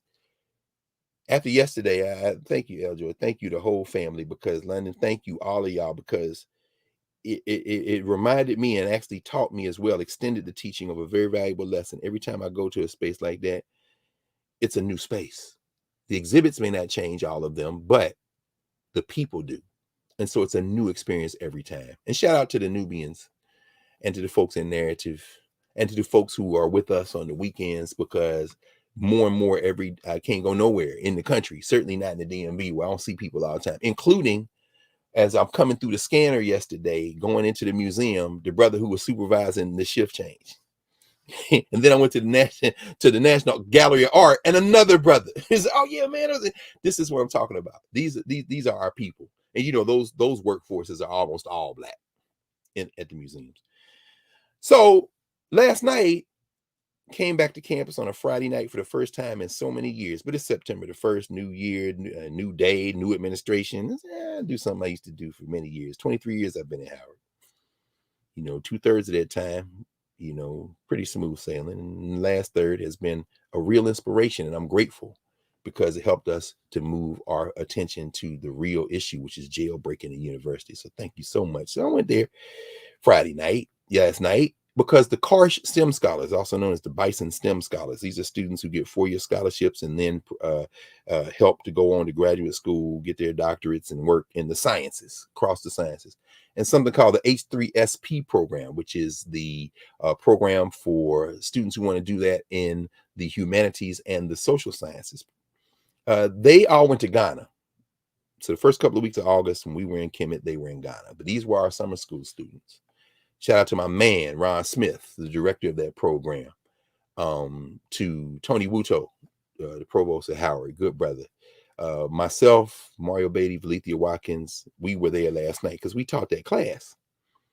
And one by one, they talked about the impact of being in Cape Coast and Elmina, being in Accra, going to the Volta River region, the Volta region of Ghana, and going to the place that, you go if you go to Ghana. So the Nkrumah Memorial, Dr. Du Bois's house, W.B. and Shirley Graham Du Bois, and most importantly, the places where our ancestors who were captives were cast into this criminal enterprise of the Western Hemisphere called the United States of America, and its counterparts in the Caribbean, of course, in Canada, cast into enslavement, in other words. And near the end of actually, it's so funny, Ron Smith, who will be 70 this December, I'm not sharing no secrets because he very proudly said that, because after we had been there a couple of hours, saying these young people, it's Friday night, they may have somewhere to go, Baba. He said, but they know protocol. So you got to understand, that you the elder. So ain't nobody go to you. You say go. He said, I am the elder. I'll be 70 in December. So I said, yeah, now you gotta plan a party for this man. So we all sitting there. But at any rate, he told the story at the end. That's his first trip to Africa. And he said, you know, when I was 9 years old in Baltimore, I went to the library looking for us. To the library looking for us. Mike Miles, you're finished. Went to the library looking for us. He said, I was young. I didn't want to read anything over 120 pages. You know, I'm looking for any, but I found this little book. And on the cover, it had a picture of somebody I'd never seen before. It's Haile Selassie. He said he had on this military uniform and this hat. And I'll never forget that picture. And I said, one day, when I grow up, I'm going to go to Africa and I'm going to meet Haile Selassie. He said, obviously that never happened, but when I was in Ghana with y'all, then he teared up. He said, for me, because the young people that shared, I'm going to share some of the things they talked about in a minute. He said, for me, that was the closing of a circle that began when I was 9 years old in the library. He said, go ahead, bro. You're going to have to repeat what he said because you literally had a Mitch McConnell frozen moment. Okay, how long? When you said, he said. Okay, good. And then we didn't hear what you said. And then you came back and you said, it was like, what? That's what he said. Let me say it again then. Okay. And thank you. Actually, that's good because we're all human, which means we all have ancestors. So I'm sure Mitch McConnell's ancestors, I guess that's about as strong as they are. So great. Anyway, what was that? Around about the same time. Yeah, okay, very good. So shout out to Mitch McConnell's ancestors. I'm sure my ancestors came in behind them and all of our ancestors say, okay, that's enough, Senator. Anyway, the point is this. So Ron Smith, after the young people have shared, and I'm going to talk about that in a minute, some of the things they talked about in this context of the people being the institutions. But we also need institutions to help the people be able to do what we did, things like we did last night. Ron says, you know, when I was 9 years old, growing up in Baltimore, I went to the library. That's why I said the library, Mike Miles. We're going to roll over you, baby. You can't stop us. We're going to remake you in our image, sir. That black part, because I know one of his parents is Asian, I think Japanese, but it doesn't matter. That Afro-Asian Bandung world, non-white, we're going to remake you in our image, baby.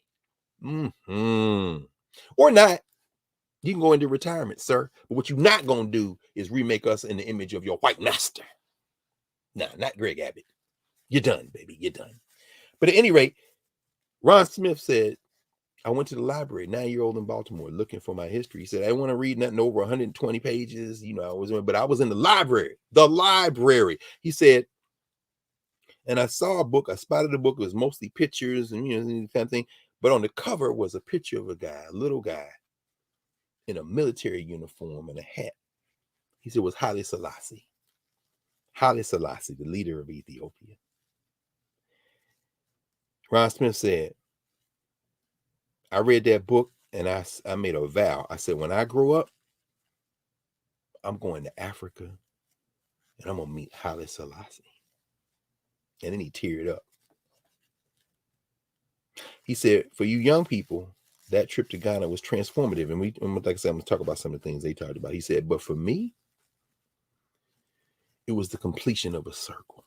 They'd never been to the continent. He'd be 70 in December. And I sat there listening to that brother, myself, Mario Valethia, we sit there. And we had spoken, that's because we went in 1996 and we talked about our trip and how important it was and is to connect like that. But when he said that, I mean, that thing just went through me. This is the power of literacy. This is the power of public institutions, people's institutions like public libraries.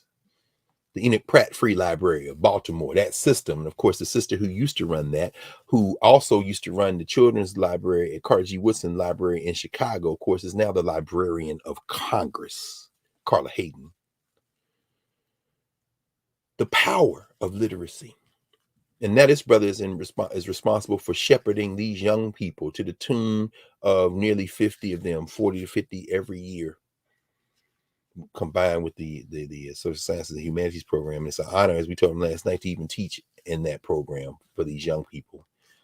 And even more so to be able to be in the space that we have here now, because we deliver the same conversations and have the same instruction quality that we have in there. Differently, of course, but same in terms of value, I think even more. And so, as we told him last night, when we went, I was 31. Mario was in his late 20s. Letha and I were in our early 30s. We went because elders in the Association for the Study of Classical African Civilizations, Larry and Flag and Olabisi and all the folks who are Nubians who are in Knarrative and Knubia. So our generation, Makeda and Kathy and all of us, our generation, Deb, all of us, they took us in and said, okay, we need you. Reba, Romani, all of us, Mundibo, all of us. They took us in and said, we need you, because this is how we win. This is how we restore our full humanity. This is how we get the momentum of memory. This is how we do all of that work. And as we told them last night, most of those people who took us to Ghana with them, we had that big ASCAT conference and then went from Ghana to Egypt for the first time, 1996. They're ancestors now. Jacob Carruthers and Zinga Heru, Asa Grant, Hilliard III, Baba Mankwatia, Bafor Mankwatia II. They're ancestors now. Larry Obadeli Williams. They're ancestors now. And it's our job, all of our job collectively, to get that next generation and pass this on and through. Mike Miles, you're finished. Mike Miles, you're finished. Ronnie D. Santis, sir. That's why they booed your ass in Jacksonville. You're a joke, a human joke. Today's New York Times say you're asking for what, $50 million more because your funky campaign is collapsing in on itself. I don't know if I saw it here. I'm coming back. This is just a little footnote. If I can't find it quickly, I'm gonna move back to the thing. Oh yeah, that damn actor strike is still on. DeSantis Super PAC plea. We need $50 million. Good luck.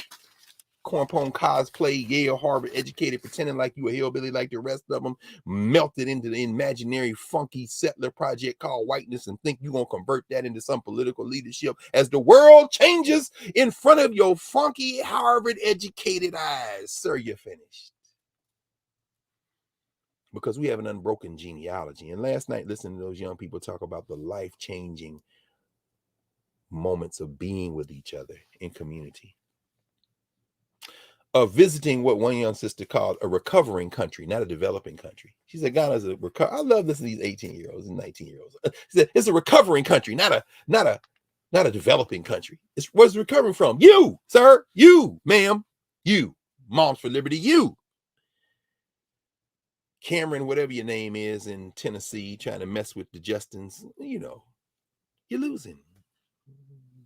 You're losing. We roll over you like a wave. It's Labor Day weekend, so I wish I could be in Memphis for the Tennessee State game, playing the University of Arkansas Pine Bluff down there after Deion Sanders convinced them to move Jackson State out of a game they've been playing for decades. But that's okay. Deion's in Colorado. Best of luck, Coach. I see the TC got them boys playing pretty good down there in Jackson, and you're not there. So, enjoy the Buffs while Jackson State continues to roll. I mean, shout out to South Carolina State too. They took quite a whipping last week, but it's Labor Day weekend, so big time plantation college football is being played in the state of Tennessee, and somewhere in Neyland Stadium at some point, almost 100,000 people are gonna be screaming, "Rocket Top, you'll always be whoo home sweet home to me." Well, guess what? In your little funky legislature in Nashville, we're gonna roll over you too, because you don't seem to remember we rolled over you before. And you ain't got the shock troops you had back in the 19th century. This is the 21st. And last I checked, counting the demographics, all we got to do is organize and mobilize. You, in the meantime, are finished. So while you're doing all that, while you can't raise no money, while you can't do none of the rest of this, these young people were sitting in Ghana And they say, we're not the same, but we're similar. We have similarities and differences, but our similarities outweigh our differences. And listen to these young people talk about the fact, one young man said, we've been told all kind of crazy things about each other. They say, don't go to Africa, blah, blah, blah. And then they tell them we're all about hip hop and crime. And he said something. He said, to a lot of these folk in Ghana, they might think, looking at television, looking at this media stuff, that we are the crime of America. And I thought about it. He didn't mean it this way, but I heard it this way, which I thought was very powerful. I love that phrase. That could be on a t-shirt. We are the crime of America. Not we are the criminals of America. We are the crime of America. Yes, we are. You see us, you see the ongoing criminal enterprise. We shouldn't even be having this conversation in English. But we are, unless you took it as a second or third or fourth language. But we are. Kathy, when we were in Kemet, shared a book, and if I can find it quickly on the phone, a book by a Ghanaian scholar on how they teach let me see.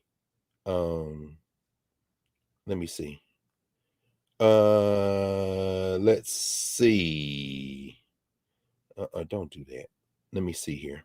I'm looking for, let me see if I can find it very quickly at just a couple of minutes, because we're gonna close in a second, because I want to be able to find this book. You might not be able to, she probably has a hookup where people can order it, but let me see, just a second, another 5 seconds. If I can't do it in 5 seconds, then no, I can't find it. Okay. All right, that's too bad. Now I got it like a dog with a bone. Here we go. Arrows of Power.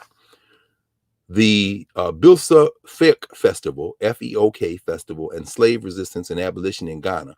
Samuel Anigwe Ntewusu, last name Ntewusu. Samuel Ntewusu. He's a professor at the University of Ghana, and Kathy visited him and sat with him when she took students over from Claflin earlier this summer. She went to Ghana and then came to Egypt from Ghana. I mean, that sister always bringing students with her everywhere she goes. But he was talking about how at this festival they reenact the resistance to enslavement, because the idea is, black people sold black people in slavery. Okay, you open your mouth, put your brain on display. Time for some education. It's very different. As Mario was talking last night, he was like, don't you think that wives fought for their husbands, the husbands fought for their wives, that they fought for their children, their relatives, that they fought for people they didn't even know? And then the young people started talking about how they felt being in those dungeons. Anybody who's ever been there knows that. And one young brother said it drove me to go and watch Haile Gerima's film Sankofa, and talked about the imagery. I mean, it's one thing about to read it, to study it, to have conversations. It's quite another thing to be there. And so even this coming year, after the school year, as we're planning this journeying here in the States, more on that later as we get closer to it. The whole idea of being in community with people in places that are important for us to sit and be in while we have these conversations and do this intellectual work.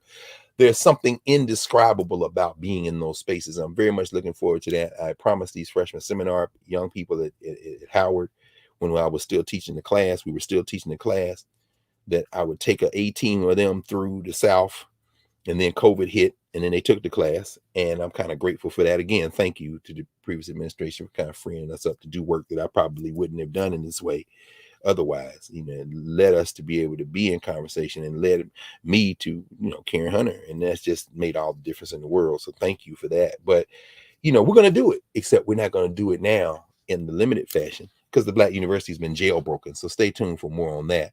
But visiting places and convening is very important. And those connections are important, because as we kind of wind to a close for today, the possibilities when the institutions are in the people, and the people who are convening and moving together are endless. One of the things that we talked about last night, because I asked them, I said, when we were in Kemet, we didn't talk about race. Remember when we were there, we talked about that a few Saturdays ago when we were in Kemet. It said the one thing we did talk about was that folding chair and the stuff in Montgomery. Everybody started laughing. I said, did y'all talk about race a lot when you were in Ghana? All the heads, no. I said, what does that tell you?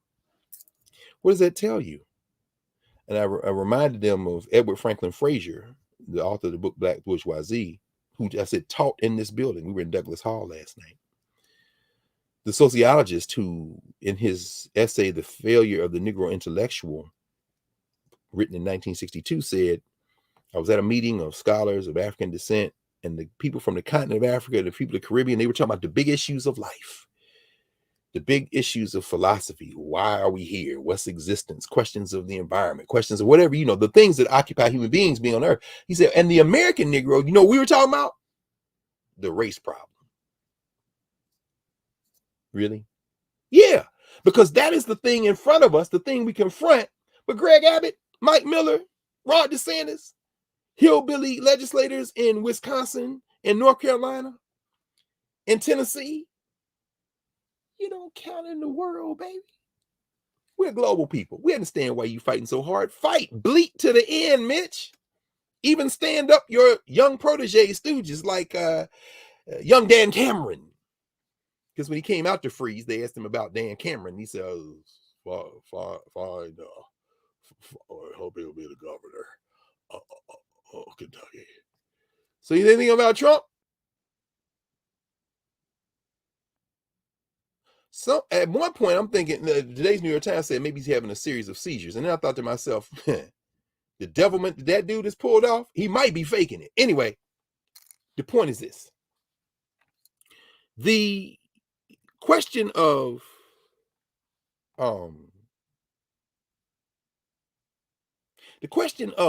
how we convene and what that means is very important for us to understand, because as they were there convening, race was not at the center of the conversation, just like we were in Kemet.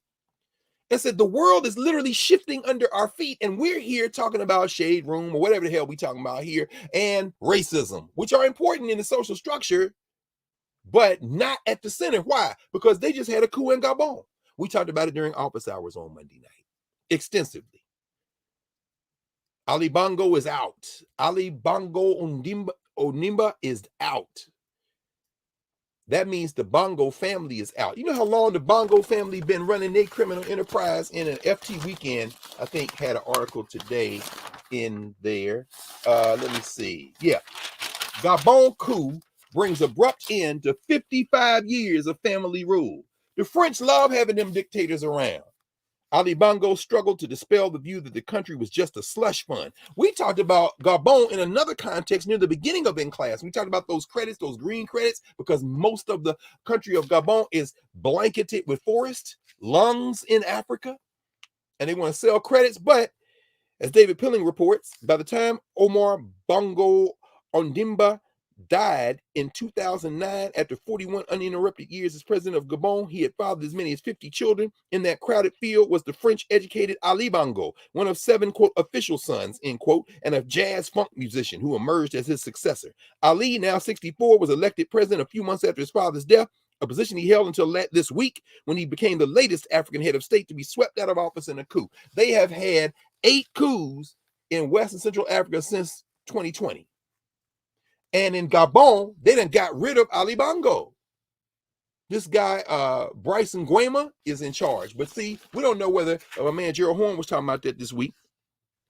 Gerald is always keen on these international subjects. And he talked about the fact that in Gabon, maybe they're moving from French neocolonialism to American imperialism. Why? Because this guy who took over, the general who took over in the coup, he got property in Hyattsville and Silver Spring, Maryland.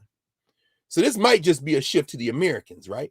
In Niger, this is much more interesting because Mohamed Bazoum, who the French are fronting for, Mohamed Bazoum was deposed, and Abdul Rahman Tiani and that crew is in charge. And the people of Niger are like, along with the people in Burkina Faso, who have pledged with them, and I think Mali is the other one, said, we will fight anybody coming here trying to stop this change of power.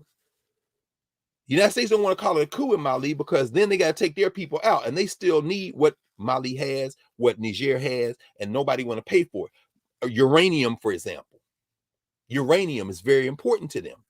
The French just weeping in their beer or weeping in their wine, whatever they weeping in. And the point is that all these things are going on the continent, and the Africans of the diaspora, at least those in the United States, are oblivious because the Americans generally are a stupid population. They're not thinking about that kind of thing.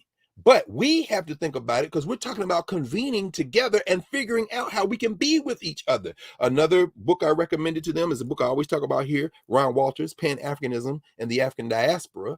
And in that book, of course, Ron Walters, who, as I told them last night, reminded them, taught in this very room, whose office was on this floor of Douglas Hall, reminded us that the question isn't when did we become Jamaicans or Haitians? You know, when did we run up under the flags that we now compete in? As we saw our sister Carrie Richardson, and defeating Shelly Price Frazier and the other sister in the 100 meters. And it's like very beautiful. You see these three sisters, two of them got Jamaican flags, one got a U.S. flag. And I'm like, I wish she didn't have that U.S. flag. But hey, the thing that's important is not their uniforms, but who they are to each other as they embraced each other. And again, Ron Walters would say the question isn't when we became U.S. people or Canadians. The question is, when did we stop being Africans? The answer is we didn't. We are also Africans. We are first Africans. So saying you're first a square that was created out of settler colonialism, no matter where that square came from, you can have great pride. A couple of sisters last night talking about being very proud of being Jamaican. He said, I'm not from Ghana, but I'm connected to them. And this means that I'm connected to Blackness. I'm connected to my Africanness, meaning what? That is a global phenomenon. It's not any lines on a map. And we talked about that last night. Chad, Burkina Faso, Guinea, Sudan. People saying these governments got to go. United States running in there trying to bully Nigeria. We talked about that Monday night in office hours. Joe Biden sending his emissary to Abuja to tell the president of Nigeria when they meet at the UN this week. I'm sorry, not this week, this month, because United Nations is meeting. I want to see you by yourself, sir. Can we meet? Yeah, sure we can meet. President of Nigeria, people in Nigeria saying got in win the election. So funny. I was in my introduction to African-American Studies class Thursday morning, talking about some of these things. And one young brother unmuted himself. He said, I wish they would have a coup in Ghana. I said that to the students last night. I said, you not with President Ado? The people are suffering. The people are suffering. The provost, Anthony Wuto, is Ghanaian. And one young brother was saying, I have a white parent, and there were moments when we were in Ghana that I felt like I had to step back because I didn't want to disrespect. And so I interjected. I said, Brother Provost, could you help us understand? Because you're Ghanaian. What do you think the struggle of Flight Lieutenant Jerry Rawlins was? J.J. Rawlins, who was the president of Ghana, but who had taken over himself in a coup d'etat when he was in the Ghanaian Air Force, Ghanaian military. And Dr. Wuto then said, that's interesting. He talked about the fact that, Rawlins, struggled because his father was white, Scottish, mother Ghanaian. And, I met Jerry Rawlins one time. We were in South Africa for the Steve Biko conference, and him, Thabo Mbeki, Kenneth Kaunda, very interesting conversation we were having about, and I said, this guy was all Ghanaian. He had a white parent. But it becomes a thing, and Dr. Beatty brought that up last night, Mario Beatty said, it isn't how you are perceived by other people that should define this. It's how you perceive yourself. And that's very important for us. So on this Labor Day weekend, as we talk about literacy, as we talk about libraries, as we talk about the way that we connect in human institutions, we must remind ourselves that it is ultimately in our Africana Studies framework who we are to each other, the governance formation that will help us understand what we need to do. Part of our work, our major work, is to help people see beyond these little artificial lines, beyond the state lines, with the tragedy in Jacksonville. And we keep in our minds, as again, I refer you all to Mike's, Harriet's thread on Twitter on Jacksonville and what that meant when it was Newtown and the fire destroyed much of the city, the black parts of the city, and how 2 schools were destroyed, Florida Baptist and Edward Waters College, who was founded in 1866. They rebuilt Edward Waters. And of course, that white boy went to Edward Waters first, and somebody called the police on him, security. Then he went over to the dollar store and did his dirty, foul deed, his hellish deed. But we know that Edward Waters, they're on our mind. Edward Waters has started his Brown Theological Institute in 1866 and 1874, changed their name to Brown University. Very interesting. 1883, they reopened under the East Florida Conference High School, again making their way. And then they had that fire in 1901, destroyed Black Jacksonville, much of it, as Mike writes and teaches us about that. But then they reopened as Edward Waters College. Why? Because it was Africans, the African Methodist Episcopal Church. First bishop of the AME Church, Allen University. That's in Columbia, South Carolina. Second bishop of the AME Church, Morris Brown University. The only school in the Atlanta University Center named for an African, founded by African people, the African Methodist Episcopal Church. The third bishop of the African Methodist Episcopal Church, Edward Waters. Isn't that right? Bishop Reed, Frank Reed, my man. Oh, you call too, brother. We gotta get together because it's more important now than ever. He and his wife, they're over that bishopric down there. That's their section. The third bishop of the African Methodist Episcopal Church, Edward Waters, Jacksonville, Florida. So you're in our minds. Dr. Faison, Zach Faison, President Edward Waters, and all y'all, you're in our minds, and not only in our minds, we must now convene the family, the people, to intervene, because we can change the social structure. It is our obligation to do it, but we're not going to change it by appealing to it for our humanity. We change it by coming out of our governance formations on this Labor Day weekend as we think about the fact that we work for what we love. So I'm going to pause there for a minute, Professor Hunter. It's about time. And let's see if we can... Oh, yeah. What are people... I wanted to... because as you were talking about the corn pone, you know, you were running it all down, I was reminded of this. So I just wanted to share this because when you were saying it, I was like, this sounds familiar. Is that Nipsey? That's Nipsey Russell. I'd like to wish the Grand Wizard of the Ku Klux Klan a 5-car accident with no survivors, a slow ambulance with 4 flat tires and no spare, a junkie doctor with an $800 a day habit, with an orangutan on his back, and a rusty scalpel in his hand as he's operating on the Grand Wizard in the hospital. It's burning down on top of the operating table, and frozen fire hydrants from Alabama to Nova Scotia. And if they ever thaw out muddy water in this coffin, other than that, good luck, and may lightning strike him in the heart 374 times just before some hungry, hydrophobia-filled possums chew through his expensive coffin for something strange to eat. Amen. The Grand Wizard of the Ku Klux Klan. I saw that. I said, you are the only other person I know that can run down. No, I didn't say that. String of you know, interesting wishes for people. No.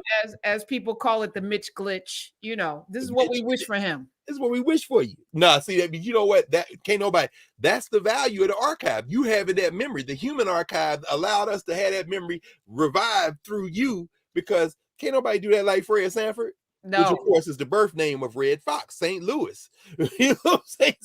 So we also have a visitation from across the pond, from one of the way stations that our ancestors were dropped off in Brazil. Let's welcome in our brother Cedric Miles is here from Atlantic Archives. He wanted to join us today. Hey, Ced.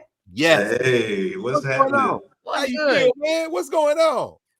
Everything, man. Everything. Right now, literally everything is going on with us right now. We are in transit. Oh, are you? Yeah, we are in transit. What's that word? Oh, I can't think of it right now. But we are coming to the States. We got about 30 minutes. This was right on time, divine timing, because they're gonna kick us out this Airbnb. We're headed to the airport in 30 minutes. Yeah. When do y'all get here? We get here tomorrow morning. Get there tomorrow morning. I have an envoy or emissary group of 5 Afro-Brazilian people, students, various ages, various backgrounds, an intersectional group. We have a 73-year-old sister who was a Black activist and archivist, artist. She's coming. We have some young people, we have artists, we have activists, we have teachers, we have a little bit of everybody coming. It's a group of 5, and we are going on a diplomatic mission. Like I said, we would.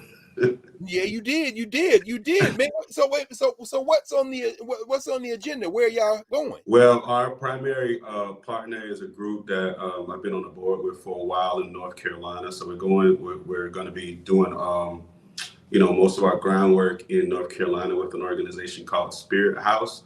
It's a activist arts organization, a group of Black abolitionists, just doing the work in Durham.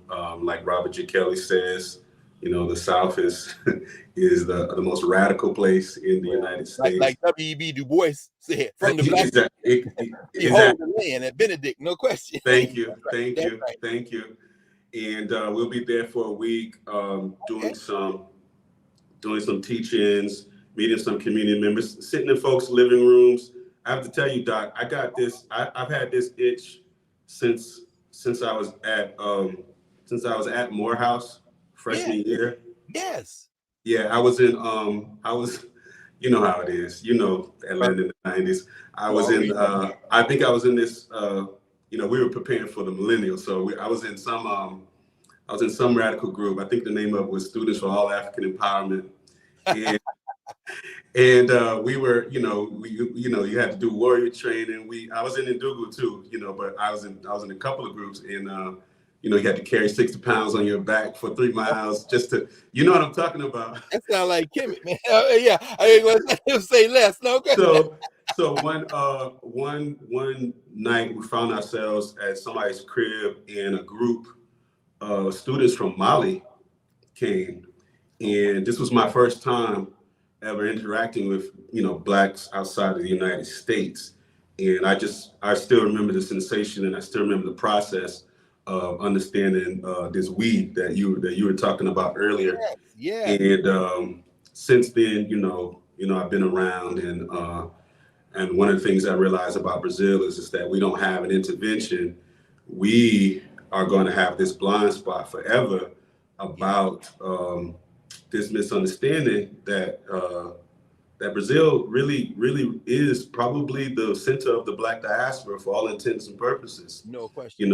I mean, in any metric that you choose, when you were saying earlier, we are the crime of America, it's really difficult, obviously, because it's not a simple explanation. It's not just a cultural comparison. You got to understand history. You have to understand politics. You have to understand really have to understand how racism has different forms. You have to understand white people. You got to understand Europeans. You got to understand the difference between the English and the Portuguese and what their priorities were. And that'll explain most of it to you, to be quite honest. No question. I guess the English loves pleasure more than the Portuguese love pleasure more than they love money. Man. So to understand racism in Brazil, you got to understand why we believe that we should go there and then have pleasure. The whole world does. And people want to go to America to have money. And that's how you understand, how white supremacy has played itself out over all this time. But those things separate us as well. No question. At Tulane, when you were probably the main person encouraging me to go back and do my PhD. Yeah. When I got there, I made the mistake of trying to prove something to the academy. And so, being in the Latin American Studies department, one of the top Latin American Studies departments studying Brazil, and seeing the curricula that we all get to add to, each cohort gets to add something to it. So I'm looking at it, and they have the arrival, or what do they call it? The encounter, which is what they call the slave trade. Yes, sir. The language, man. Damn. And they just, they skip on down, and they talk about, the different political leaders, the Spanish American War. They got Haiti on there, of course. They can't skirt around that. But they actually didn't say anything about the slave trade and about the fact that over 4.5 million, the majority of the lion's share, the vast majority of Africans were taken to Brazil. They don't even talk about it. It wasn't on the curriculum. I brought it up, because I'm the only Black guy in class, and it was embarrassing. And, they said, oh, I don't know, we must have left that off. We must have left. I'm not kidding you. I'm not even exaggerating. Why do you think that is? I'm just finding out because of the Olympics that Brazil has the largest gathering of African descendants any place outside of the continent herself. Any place outside of Nigeria. Right. Right. For Nigeria being specific, right? Yeah. So Why isn't a lot of that Black people in Nigeria? a lot. And under the age of 18 and 20, they have the largest number. I think it's like 100 million under the age of 18. Ghana's next at 80 million. But you think about the interconnected, you know, from the continent, from that space to Brazil, to South Carolina, which then became a breeding state, right? When they could no longer transport our bodies. That connection, why isn't that taught where, you know, you're from the South, but you live in Brazil, Dr. Carr's from Tennessee, like we look alike, you know, when you go to Ghana, when you go to Nigeria, you can see yourself, you know. I just need to get my program manager, Evelyn. She's Bahia. She's from Salvador Bahia. I have to be very strategic in even how we show the program and who gets to be involved in this. Dr. Carr, you'll understand. She's basically my Amy Yobois here, running things. And she's a 26-year-old student, and everybody we've been interacting with as she's been helping to organize the trip, they're like, she can't be Brazilian. And I'm like, this is what I'm trying to tell y'all. It's regular Black people. You just don't see them. And that right. Oh, I'm sorry, you want to say hello? No. Hello. Thank you for having me. We say buono dia. No. Bom dia. Bom dia. That's what's that. Good morning. Good morning. Good morning. Good morning. So you sound like your native tongue is English though. She sounds like she's from California. Everybody says that, but I'm Bahia. I'm from Salvador. She's a genius linguist, and she's that's the reason why she's on my team. We've been working together for 5 years. She started helping me to do some translations for some of my research, and once I knew we were going to do this, I was like, you know, you come with me if you want to. And now, you know, it's turned into something really big. And so, but this is really the answer to your question, Karen, is that it's about higher ed. It really is. So this goes back to the work that we're doing with the documentary, Dr. Carr and the educators in Brazil, because it was only in the 80s that they even got quotas to guarantee spots for Blacks to go to college. So we can think about that if we sort of go back in time. Understanding Brazil and the United States is about going back and forth in history. It's not a straight comparison. So a lot of the experiences of those who were basically desegregating schools in Brazil might remind us of other generations past. But this is also a reason to invest in Brazil, because we know how much we did with our little 14% in the United States. What happens when we invest in the young black people to go to colleges in the United States, in Brazil, and then that rolls over into the other reason why folks don't believe that they could be Black, be a majority population, and not have representation. You know, because how would they have representation if nobody could go to college? How would they have elected leaders if nobody could go to college? Yeah. You know, so this race is happening. Race is a thing that's always happening. The racial be careful because it's slippery. So racial experiments in the Americas is always happening. So that phrase you said earlier, Doc, about we are the crime of America. And when I'm talking about it, I just say add an S. Add an S. Add an S. Yeah, I mean, or just use America for the whole hemisphere. Or use America for the whole hemisphere. Yeah. So we the crime of this hemisphere. Well, that's the work on our part. That's on our part, because we go there. We go there all the time. You know, I be seeing people all the time that I know in Brazil, and what we do is we enjoy the one thing that we do see as a fantasy, which is black gods all over the street being worshipped by the culture, the orishas and everything. We come back with all our beads, and we have done nothing but added to the economic disparity of the majority of the population there. We are not aware that the blackest city in the diaspora, Salvador, where we live, never had a Black mayor before. And then we kind of put our nose up at it because we're like, well, I guess you guys don't want it if you got 80% of the population in the state. They're like, no, it don't work like that. There are minority-led cities and countries everywhere, including the United States. You say minority, but you mean no, no, I mean minority. Like whites will be the minority in the United States. Oh yeah, I got you. Of course. Apartheid.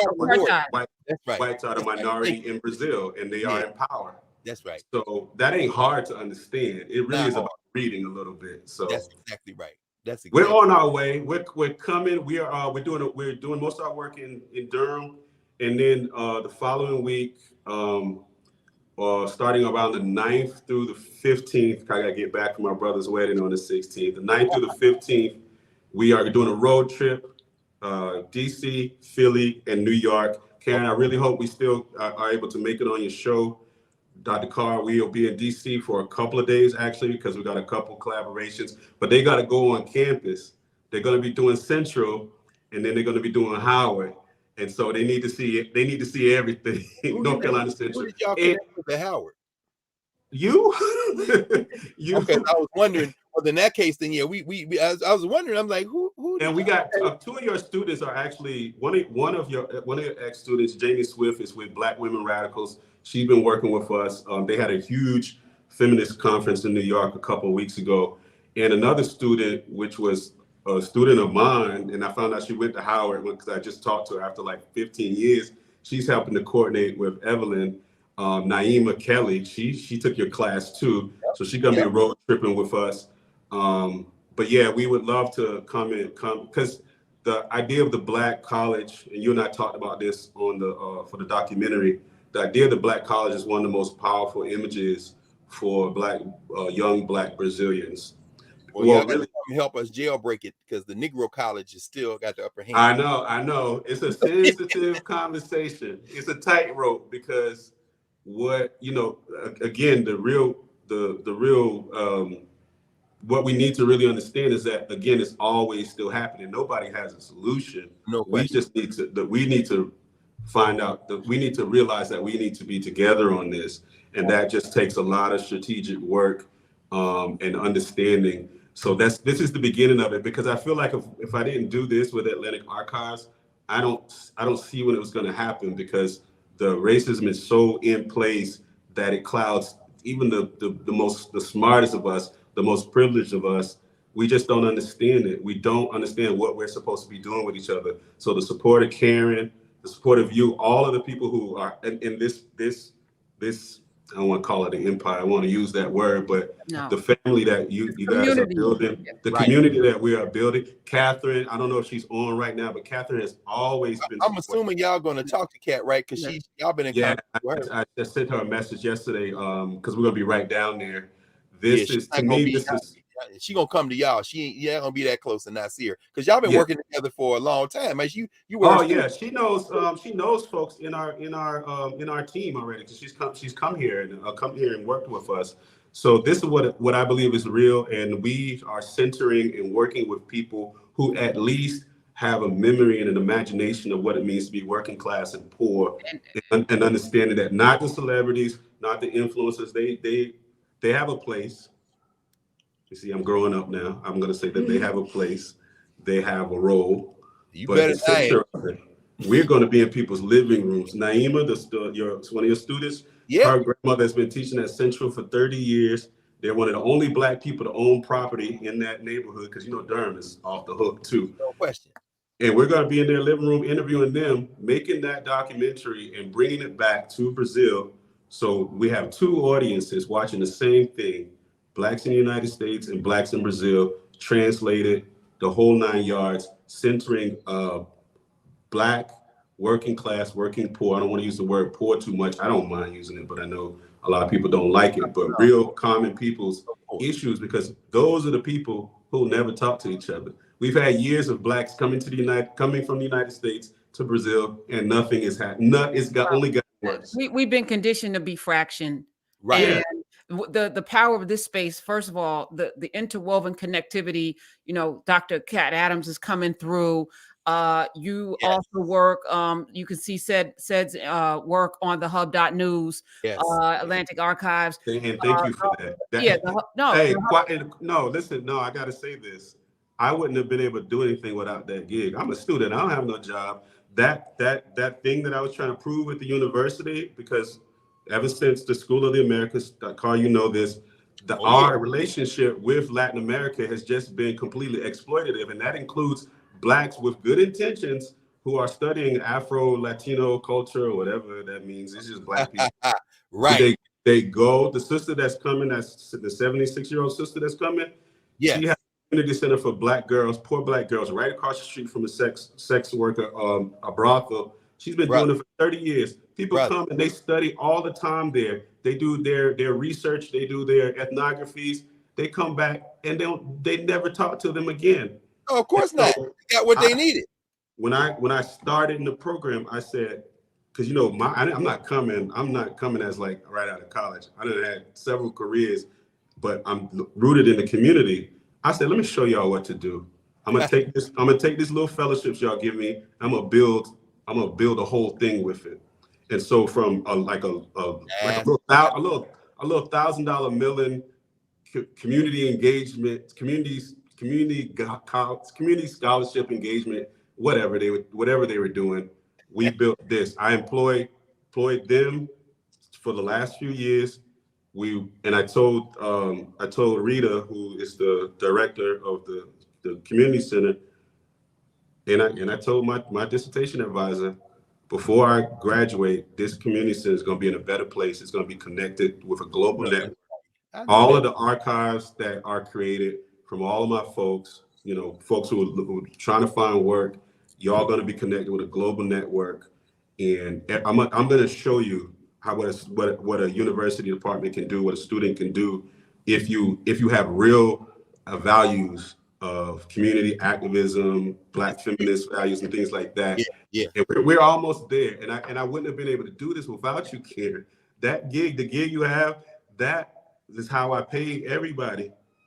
They pay bills. But, you know, and it's not a lot. So I just want to say, you know, we do. No, it's not a lot. You know what I'm saying? Let me just say this. Let me just say, if everybody did a little, there could be more. You know, it's like it's the least I could do. Do you know what I'm saying? And it's not a whole lot, but I'm doing my part. If everyone, you know, and there are people out there with funds who are so. And this is what I'm saying. We're not cronies. You know, it's all about what are you bringing to the people? How you feed this in the No, but see, the thing is, it's not just the money. It's not just the money. I know. But that's what I'm saying. Just, you, I only know you through Dr. Carr. I know Kat Adams, Mario Beatty. It's like, how can we bring more people to the table? No, but it becomes now an ecosystem. No question. And a solar system. And we're all kind of branching out. Thing you're doing, the documentary will be screened in Knubia, which didn't exist 3 years ago. Exactly. You know, the documentary that you're doing will also, you know, we're funding it from the Hub and Knarrative, because there's 2 documentaries looking at things like, again, who are we? We just are people that came together during a pandemic. And now there's this whole world of folk who are traveling and connecting and doing because somebody decided we can do this. Yeah, that's the thing. We have to, like, and I tell them all the time, I don't try not to put too much pressure on them because it's really opening up another world. But just if they know me, look, we are not going to lose. We can't. We would have already lost. Like, I don't think we could. Like, we would have already lost. We would have already lost. We was gonna lose. Lose. We are just. What else are we gonna do? And I know this because I can connect with them. The other brother Alex that you guys will get to meet. He and I connected at the Stevie Biko Institute the first time I went to Brazil. And he was trying to get into college, and I know what that's like. And when you don't got no roadmap, nobody in your family's ever been to college. You from the dirty South in the middle of nowhere. My mom had in the office for financial aid. We still didn't have enough at Morehouse. You were talking about the prices. We still didn't have enough back then in 1995. And she was like, don't worry, we just have faith. And I'm looking at her rolling my eyes. And I'm like, can you get me out of here? It was me and one other brother. And it ended up working out. You know what I'm saying? It ended up working out. But absolutely. it was for my whole family. And so when I met these guys, I know what it is that they were going through, and I know how far away it is. So this dream of coming to the United States, I'm like, nah, we just going. We're not waiting for no funder. We're not waiting for no foundation. We're not waiting. This is a fellowship. Let's call it the Leila Gonzalez Fellowship. It's the second one we have. It's named after a Black Brazilian scholar anthropologist. She's like an Ella Baker. She really is credited for starting the Black movement in Brazil, but obviously doesn't get a lot of credit, and that's why we're lifting her name up. But she believed in her work was centered around this idea of Afro-Brazilian, which is basically like the diaspora. So we are formed. It's like Du Bois. We are formed by where we are, but we are still the same people. And she say it again slowly. I'm gonna mess it up. Let your sister say it then. Is it Portuguese? No, it's a word she made up. Oh wow. Afro-Brazilian. So it's America Africanness. And she didn't separate the Americas. So she, real quick, she got a Ford Fellowship in the 90s to study in the United States, which is the only way that most people do, especially most poor people do. Even now, my wife went through the same thing, and she was at Morgan, and there's a famous picture of her and Angela Davis sitting on the couch laughing. You've seen it smiling. And so we use that as sort of like the symbol for what it is that we're doing. It's already happening. We're coming. These are regular poor Brazilians, just like I was, and we're coming, and we are doing everything ourselves. And the R is including you guys and all the folks in the community. And once we're done, I will be going up to, because I actually have a meeting that's being set up with Mellon and possibly Ford, and I'm gonna say, look, I did all of this with 1,000 of your dollars. Can we please get serious about this right now? And they're gonna tell you, we don't fund Black liberation, but I ain't gonna say it like that. You know me better than that. Look, man, you already know how I feel about that. No, go get. I hope they give you some money, but let's be clear. I'm giving you the our version of it. No question. This is sustainability. We've connected with some other institutions with Blacks inside of them strategically on the West Coast as well. Actually, with the help of another sister. So we have Spirit House. We have a sister named Alexandria Bastian at the Imperative Fund. This is she's awesome. She's in Boston. Young sister, 35. They have a Black fund. Their goal is to reach $1 billion, and it's her and another brother from Nigeria who are leading it. And their goal their objective is the health, wellness, and connectivity of Black people across the globe. The Imperative Fund. I want everybody to know them. They're been our fiscal sponsors. They're where our donations go. And she's Haitian American. The Haitian American sisters are always on point. And everybody that I've named who's been a partner with us are all Black women, of course, who we can depend on. And there's another Haitian sister who's actually in Brazil who's doing a film festival that connected us with a lot of people. Her name is Isha Rosemont. She's Haitian American too.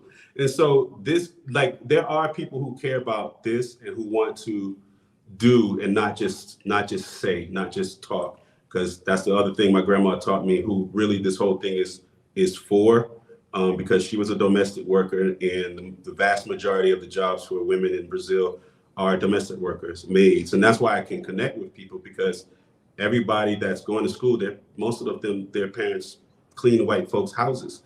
And I know what that feels like. Oh yeah, I do too, brother. No question. You know what I'm saying? And so there ain't no better connection than that. And I asked the question, everybody gets the chance to talk to each other, but you know who the group that never talk to each other? These Black maids and housekeepers here and there. Okay. What would happen if they had been able to have a conversation? They might have had the solutions to modernism. They talk with each other. No, they talk with each other, but not across, because they can never travel. I want to know what my grandma would have said. I see my friends. Of course, that's the value. That is the value. You understand? So we stand in proxy of that, and we're making that dialogue happen. That's why it has to be, regular people. I'm hyped right now because we're about to get on the airplane. Oh man, yeah, y'all got to look. This is it, man. This is it. What y'all leaving in a minute? Yeah, we leaving in 7 Man, don't miss minutes. the plane. Safe travel. Evelyn, make sure you get on the plane. We will be on the plane. Yeah. Thank you very much. Yes. I hope to see y'all. Karen, I'll No, follow up with you about New York. Doc, yeah, I'll follow up with you. We'll see you here. Exact dates. Yeah, we'll see you here. Oh, and if anybody wants to help, you can go to our Instagram, or you can just go to the link, www.aa2023.link. www.aa-Atlantic-Archives-2023.link. LINK. Ashe. Thank you so much, guys. I'm so grateful. Y'all are beautiful too, by the way. I just wanted to say that. Thank you. She is. Thank you. Yeah, thank you. Both are. You both are. Nice to meet you. Safe travels. I love you guys. Thank Love you you so too. much. See you all in a minute. See you Okay. shortly. And Dr. Carr, again, you're like an everlasting. Yes, and we are going to celebrate one another because we don't do it enough. We got a lot of negative things to say about what people are doing out there. When people are actually doing the work, we don't say enough. So yeah, we're going to celebrate Cedric and Atlantic Archives and all those young people, the beautiful young people. We're going to celebrate each other. We're going to look in each other's face, as Dr. Daniel Black says, and we're going to see God when we pray. We're going to do all of that. It's a beautiful thing. Cedric sent us, when he was at Freedom School, sent us to, talked about many times. We went to Salvador in 2005, I think it was, and we went down to have an education conference, about 400 Black educators. And like he said, the maps there have the triangle going from Africa to Latin America and the Caribbean back. They don't have North America. So we connected there, and he sent us there with this whole bevy of images. First time many of those teachers had seen Black people in the United States in conversation. When we had that conversation, he's been doing that a long time. So yeah, we're gonna see him here. I mean, I know Kathy's gonna come up from South Carolina with her students because they've been in conversation. They've been there. So, and North Carolina, DC, Hiley is trying to get some kind of film screened. So I think the 15th is that's a Saturday. That's Mr. Blockson's memorial. So I will not be in anywhere other than Philadelphia, inshallah, as the Muslims would say. So I'm hoping maybe the 14th Friday. We'll know as we get closer, and we'll let everybody know when. But everybody got to go to Durham. I wouldn't want to mention before we leave, though, that Bill Pinckney made transition on Thursday in Atlanta. What? The first Black person to sail alone by way of the southern route around the world, who unfurled the red, black, and green on his sail as he came around. This is a year after Nelson Mandela was freed out of imprisonment. So Bill Pinckney made transition. Apparently, he had been in Puerto Rico, and then he was in Atlanta. He fell, some kind of hurt his head, I think, according to his ex, from the South Side of Chicago. This brother, the great Bill Pinckney. So that's a name we may not know, but this is a brother who represented us everywhere. The great sailor. So just wanted to mention him. So thank you for that, and thank you for the ritual of naming and remembering, because it's everything. Keeps people alive. It does. All right. Thank you, Dr. Carr. Love you. Hey, happy time to think about our working folk, so we'll do that. Don't spend no money on Labor Day sale unless you just need the sheets or the furniture, whatever. And we'll be in office hours on Monday, right? Yes, of course. So my daddy wouldn't have it any other way. He worked every day of his life. So labor mean work, Labor Day. So we'll be love you, and tomorrow, right? So, Senyata's on tomorrow. So we'll see you, all of you Nubians in the Nubian streets, and the rest of you will see you in class next week. Yes, love you, Dr. Carr. Love you too, Professor. All right. And some of you I'll see on Sirius XM on Tuesday. Have a wonderful holiday weekend and be safe.